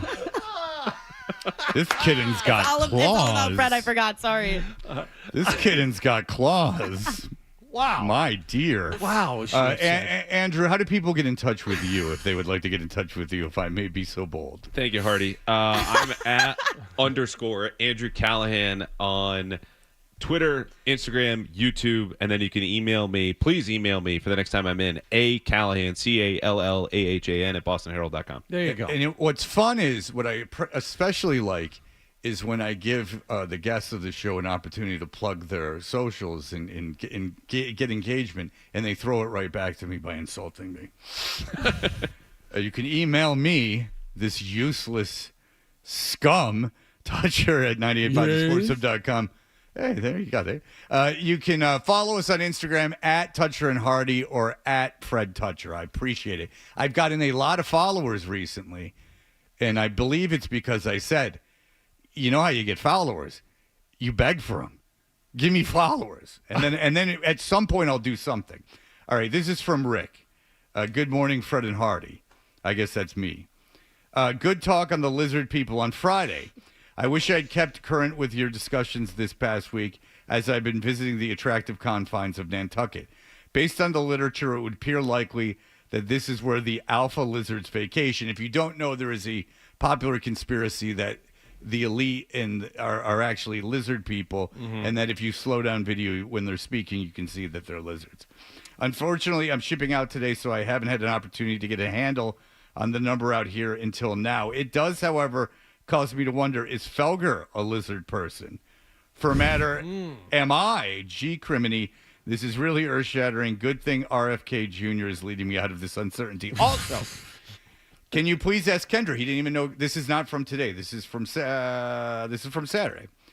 Can you please ask Kendra to explain the, quote, very demure, very mindful, very cutesy thing? My kids and their friends keep saying it, and I don't understand. Cordially, Rick, usually from Midcoast, Maine.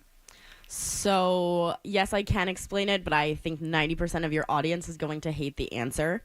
There is this woman on TikTok who makes makeup videos and talks about her transition and those types of things. And she kind of coined the term very cutesy, very demure in a video where she was doing her, like, a review of her makeup for the day before going to work. And she was saying, see how I don't show up to the job with green eyeliner. Yes. Very demure, very cutesy, very mindful. I come to the job how I came to the interview, which is why I have a job.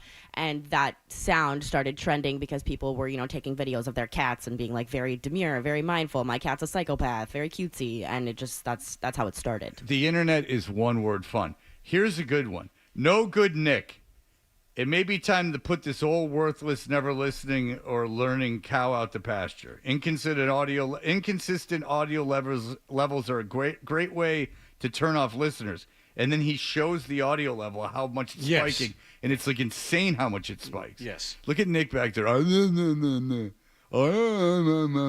one can hear you, dummy. You're the 18th person to flick me off this morning. Inconsistent audio levels are a great... And I'm in a very insecure point right now with myself. Inconsistent audio levels. You guys know what I'm talking about. Inconsistent audio levels are a great way to turn off listeners. We had no idea. But so good on Friday. And then it kind of... and may open up hearing damage lawsuit from honest, hardworking fans who use earbuds. John. Nicholas, come up to the microphone, please, if you would. Okay. Nicholas! Look at how long it takes him. Oh my Dun, God. dun, dun, You in I want to see position? you guys run a 40-yard dash against each other. Do you really? Yeah. I'll do it in 10 seconds. That's Today's YouTube video. I would beat him. He could do how long a dash does it? Would you do one, Kendra? 40 yards. He could do a 20-yard dash. I do a 40-yard dash, and I'd beat him by 5 seconds. Nicholas. Yes. That's a complaint, seriously, that we get an awful lot. I know, and I can't control Okay. Okay, so it's not your fault. That's A. So don't complain to Nicholas. Fair enough. Whose fault is it? There's nobody really to blame. Okay, but it's happening. Yeah, so it's something happening a bad, lot more. something wrong is happening, and someone could fix it. So why is it not being fixed? Yeah. Well, I'm not really it sure has if to be. it's- No. It has to be fixed. It's an audio company for the most part. They have to know how to fix the podcast. Who would fix it? So are they saying the segments are too loud or the commercials? Do you want me to go through every complaint? No. The segments are shush. The segments are too low. Meow. Meow. I was just going to say that. Fred? His cat has claws. You shush. His name's Hardy. No, my new favorite thing is saying shush. All right. That's why I have so many friends. So, no, I guess the levels of the podcast are low, of our content. And then the commercials, which are awful, are extraordinarily high. Okay. All right. The way we do the podcast, it's through the board. It's through the board. There's like triggers and stuff that automatically record the segments. Sometimes those segments are not recorded for some weird reason. It could be something in the log or something. I'm not really sure. When that happens, I have to upload the individual segment to the podcast, the way we post the podcast. Oh, yeah. Now I get it. So I knew that you're not going to understand. It sounds really complicated. Yeah, it's a long email. All right. Can you try to get that fixed? Yes. Thank you, Nicholas. All right. That's all. Do we want to hear from Sarah from Everett? Because she's taken to emailing me because Hardy isn't here today. Sarah from Everett, who Andrew and Kendra says that she saw me walking her dog in Newton, and that I was eyeing her up and down. I was looking at her like You were walking her dog? I was walking my dog, and she was walking a dog, and she said that she saw me, and I was like looking her up and down. I was giving her she was like a piece of meat to me. And so she didn't say hi to you this weekend at all. I wasn't around. Oh, that's true. You weren't around. That's right. Since I Hardy, was having my heart broken. Since Hardy isn't there today, you can be my voice, John. I love Kendra. She is so easy on the eyes, and I straddle the fence as someone who was a head booker at a modeling agency at one point. Why are you straddling the fence? Pick a side. And dealt with voiceover work. Take this constructively, Kendra. Your knowledge of sports is insane. Sometimes you just talk too fast. Love, Sarah from Everett. Thank you, Sarah. Ask Sarah to Everett to email you where exactly she saw me in Newton, because I'm calling into question this whole thing. That's fair. And I have a question here for Andrew Callahan from one of our listeners. I'm sitting in a Zoom meeting with an ear listening to the show, and a potential low investment backup to target crossed my mind. We, meaning the Patriots, could target Taylor Heineke and trade a late round pick to the Falcons for him. The Falcons don't need him with Penix and Cousins. Thoughts? I like it. I like Taylor Heineke as a gamer. You talk about spicing up the season here, Fred. I have no idea what the bleep is going to happen when that dude drops back to pass. I do wish, though, that email ended with a love, as Sarah's did for Kendra. That was a beautiful dismount. Yes. Okay, I just have one, and then I want to get to Kendra's. This is good. It just came in from Tima. I like when listeners solve a problem that I just had. So I was saying, how do I get social media followers? Tima says, hear me out here. To get social media followers, you need to set a goal of the number of followers you want and then throw a good chunk of change at a charity when that goal is met. Foolproof and heroic. Nice. Kendra, go ahead. I actually keep a folder of all of the mean things that people say to me on my phone. Do you call it the burn book? No, it's just, that's a great idea. It's like just Mean my Girls. DMs. Why? Why would you do that? I understand. Because Kendra. sometimes they make me laugh. Sometimes I need to reference something. Sometimes Fred wants to go through my DMs. I let him pick today's message. Okay. But remember to give the date. because and I can tell you I saw this. There's no conversation in between what she's reading you. They're like solo alone messages. Okay, Go ahead. okay. From the same person. This comes from someone named Baker. He has 28 followers, and he joined Twitter in 2015. And he messaged me Tuesday, January the 2nd at 8:14 p.m. And he said, "Can I buy feet pics?" ? Which is something that, like, all right, he wants to buy feet pics. And now, do you respond to him? No, I didn't respond. And then on Tuesday, May 7th at 7:06. So in January, he gets to Kendra and he goes, "Can I buy feet pics?" She doesn't respond. So then 6 months later, there's another message, and it says, "Can I pay you to make fun of and laugh at my little pee-pee?" And that's how he wrote it. So he went feet pics, nothing there, maybe this. This is a whole thing on the internet. You would be amazed at how many guys want to show themselves and then be ridiculed for it. All right, so that was in May. And you did not respond to that. I did not respond. So there has been no response. So this is a one-way conversation. And finally, when did he talk to you the next time? Wait, hold on. Does this escalate? Because it feels like he's swinging for the fences, and I don't know what's beyond the fences after that last message. Well, you're about to find out, sir. Yesterday, we upgraded. Not only is it just a "can I do this?" It is a "please, goddess, I'll pay you to humiliate my tiny pee-pee." Yes. Well, at least he said please. Yes. He said indeed. goddess. That's more important to me. Yeah. And that's, well, flattery. I mean, everyone knows that's how you get Thank girls. God you saved that. Well, there's a listener of this station, and I'm not going to say his name, but he sends me, if I had to put it, probably over 40 messages a day, and I've never responded to any of them, and it's been going on for over a year and a half now. It's probably like a mental problem thing where he feels like he has to do it, or no. Hear me out though. That he feels like he has to do it, or like the earth will explode. You know what I'm saying? Like it's like one of those things.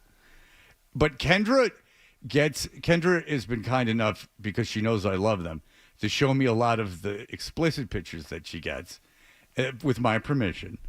And I will tell you, some of these guys are like good looking, but they're like good looking guys, like in tremendous shape. But they're doing things to themselves that are in a very, very, very, it's like a very, very tiny subset of people would be into. Like they're announcing to themselves, like, I like this thing that probably like 8 people are into in the world. And it involves like a maze, a puzzle. Please and do a this. lot of pain. Do this to like me. sex national treasure? Is that what's going on? That's exactly what it's like. Well a Rubik's done. Cube. It's like a penis Rubik's Cube. Yeah. And I look at the guys and I'm like, why? Like, you guys are good looking. You just go to the beach. I mean, like, you're better than me. All right, Andrew, do you have something that someone has shared to you? You get a lot. You write about the Patriots. People got to get mad. Yeah, I did. We brought up David Wallace earlier. And so I wrote after the first preseason game, noting him at the bottom of my film review, that I said, quote, "Undrafted rookie receiver David Wallace drew plenty of love from the broadcast, but his 23-yard punt return was also a function of good blocking. He did this and this." So this email starts, all caps, 3 exclamation points. "Hey, bleep hole, why don't you actually take a freaking look at the return?" Tape enclosed. He did attach a clip of the return. "Before you try to ruin a young man who's busting his ass to make the team's career before it even gets started." 3 more exclamation points. "If you actually took the time to," all caps, "watch it, you would see he did much more than just follow his blocking. If it's that easy, why don't you get off your ass and try to do it yourself before you try to ruin the kid and his reputation with your ill-advised comments? He's fighting an uphill battle as an undrafted rookie from a Division III school, as it is, without you popping off your dumbass mouth with ill-advised comments that have no factual basis." 3 more exclamation points. Signed, we'll just call him WS, from Franklin, Virginia. Here's the school. I think I got it right. Randolph Macon, class of 1982. Yes. Went to school at the same school that David Wallace went to. Yes. Class of 82, too. So that's a big tip of the cap to that college. That's an angry guy approaching a retirement is what that guy That is a guy, 82. He's 15 years older than me. That's a man in his mid-60s. Yeah. Go ahead. You know it's 82 as well because he's got an @verizon.net email. Oof. The only thing older, I'd say, AOL, Hotmail. Yeah. Well, I'm not going to even tell you what my personal email is. And finally, GeoCities. Dude, they're going to figure it out now, and I'm going to get bombarded with spam. John, spelled correctly. Hey. So this is, don't get excited because it's not good news. Oh, okay. It's John. It says, Fred, it's me, John's tumor. I'm back. Love you. And it's from John's tumor. Oh my God. That's another love. It's not there. You don't think so? I don't think so. Well, he's emailing me. Well, he's in a jar somewhere at Mass General. I don't mean to assign gender. They emailed me. All right, John, get that taken care of. All right. Did you just gender John's tumor? Yeah. I apologize. I did solve it by saying they. You did. Well done. You go, tumor. I mean, you be you. You know what I'm saying? All right. There's something like unsarcastically like huge happened in music. A band is talking about getting together, and we're talking about like it won't get to Taylor Swift because that became a whole thing, but like just short of Taylor Swift, this thing is going to be incredibly massive. In fact, I would go, and I don't go to anything. Yeah. Except places where my heart is broken. I understand. All right, so we will continue. We'll get that and some other stuff coming right up. Sports Hub headlines.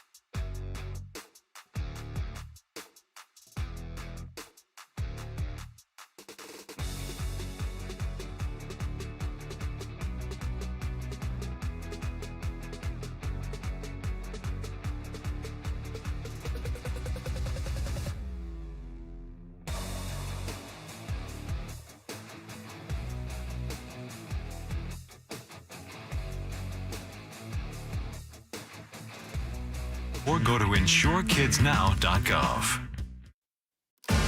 Now, more Tuncher and Hardy on the Sports Hub. We know what you're thinking. What could I possibly have missed from the show? It's time for The Stack on Tuncher. My goodness. The Stack is brought to you by Best Ford in Nashua. Looking for great deals? Go to the Best first. Best Ford in Nashua. Head to thebestford.com. Thebestford.com. Now, no one in this room, it's not their problem, but they don't understand how big this would be, Daniel, if you would. Liam and Noel Gallagher have ramped up. That song sucks. I like that. Oh. How it all started, ladies and gentlemen. All right, Fred, you can continue. You can continue now, Fred. I could sing for them. Mailbag. You can't even tell who's who. Start it over again. You can't even tell. Tell me I couldn't sing for Oasis. Baby, I don't really want to know how you got and grow. Yeah, I could do it if I wanted to. I could put my hands behind my back and use the mic stand. Anyway, Liam and Noel Gallagher, who have famously been fighting, the brothers from Oasis, have been fighting and they not talking. Noel Gallagher was the Svengali of the band. He wrote all the songs. Liam was the lead singer. It was never going to happen. They asked in every interview, when are you getting back together? They said, we're never going to do it. They badmouthed each other constantly. Well, now, Liam and Noel Gallagher have ramped up speculation that an Oasis reunion could finally be in the cards as the brothers teased that the band announcement could be made on Tuesday. A short clip in the same font and style as the band's famous logo appeared on the brothers' social media accounts on Sunday, as well as the official Oasis page. It shows the date 27/08/24 because British people do dates wrong. Yep. Before flickering and then reading 8 a.m., fans of the Manchester rock band have pleaded with the brothers to regroup since they broke up in 2009 after a backstage brawl at the Rock in Seine. How do you spell that in French? Seine. Seine? Like the Seine River? Seine. Yeah, like the Seine River, yeah. Yeah, good, yeah. Festival. Cultured.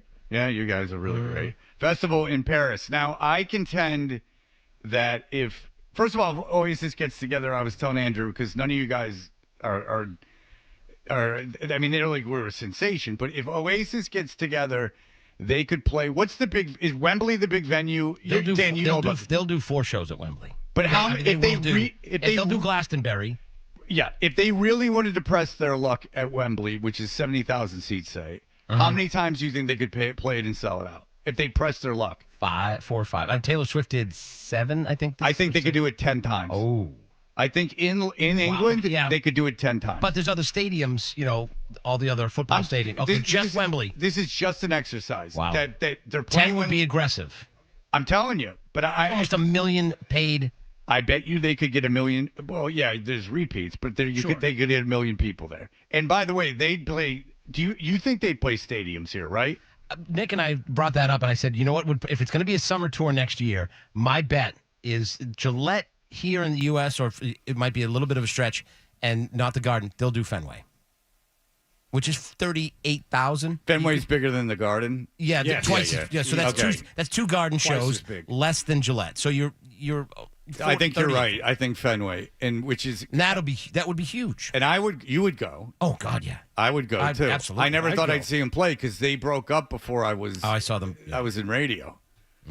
They broke up when I was still but a boy. Not me. Sorry.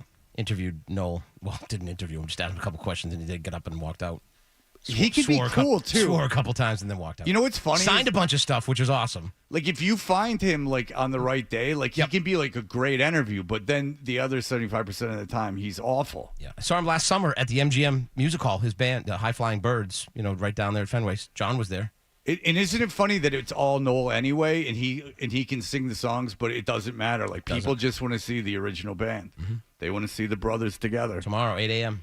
Tomorrow at 8 At a.m.? 8 a.m. London time? Yeah, so what's Kendra, you're a big world traveler. How far ahead is London? It changes throughout the year, but during the summer, I believe it's 5 hours. Okay. They hop between 5 and 6. Their time changes a little different than 3 a.m.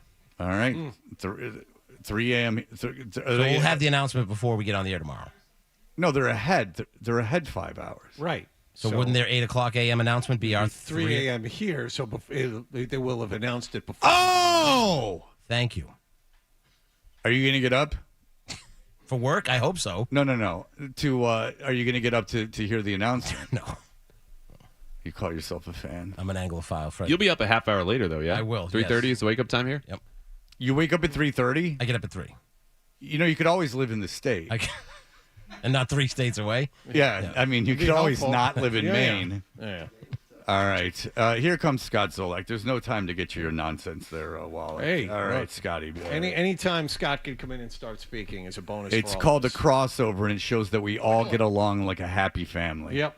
All right. Andrew, wow. What's up, so? Wow. Welcome back. Everybody's here. Andrew, when Scott's at the facility, is it like he's like a big shot? Does he have access that you guys Security don't have? doubles. I can't get through anywhere until he's cleared. I get my balls broken more when I'm there. Yeah.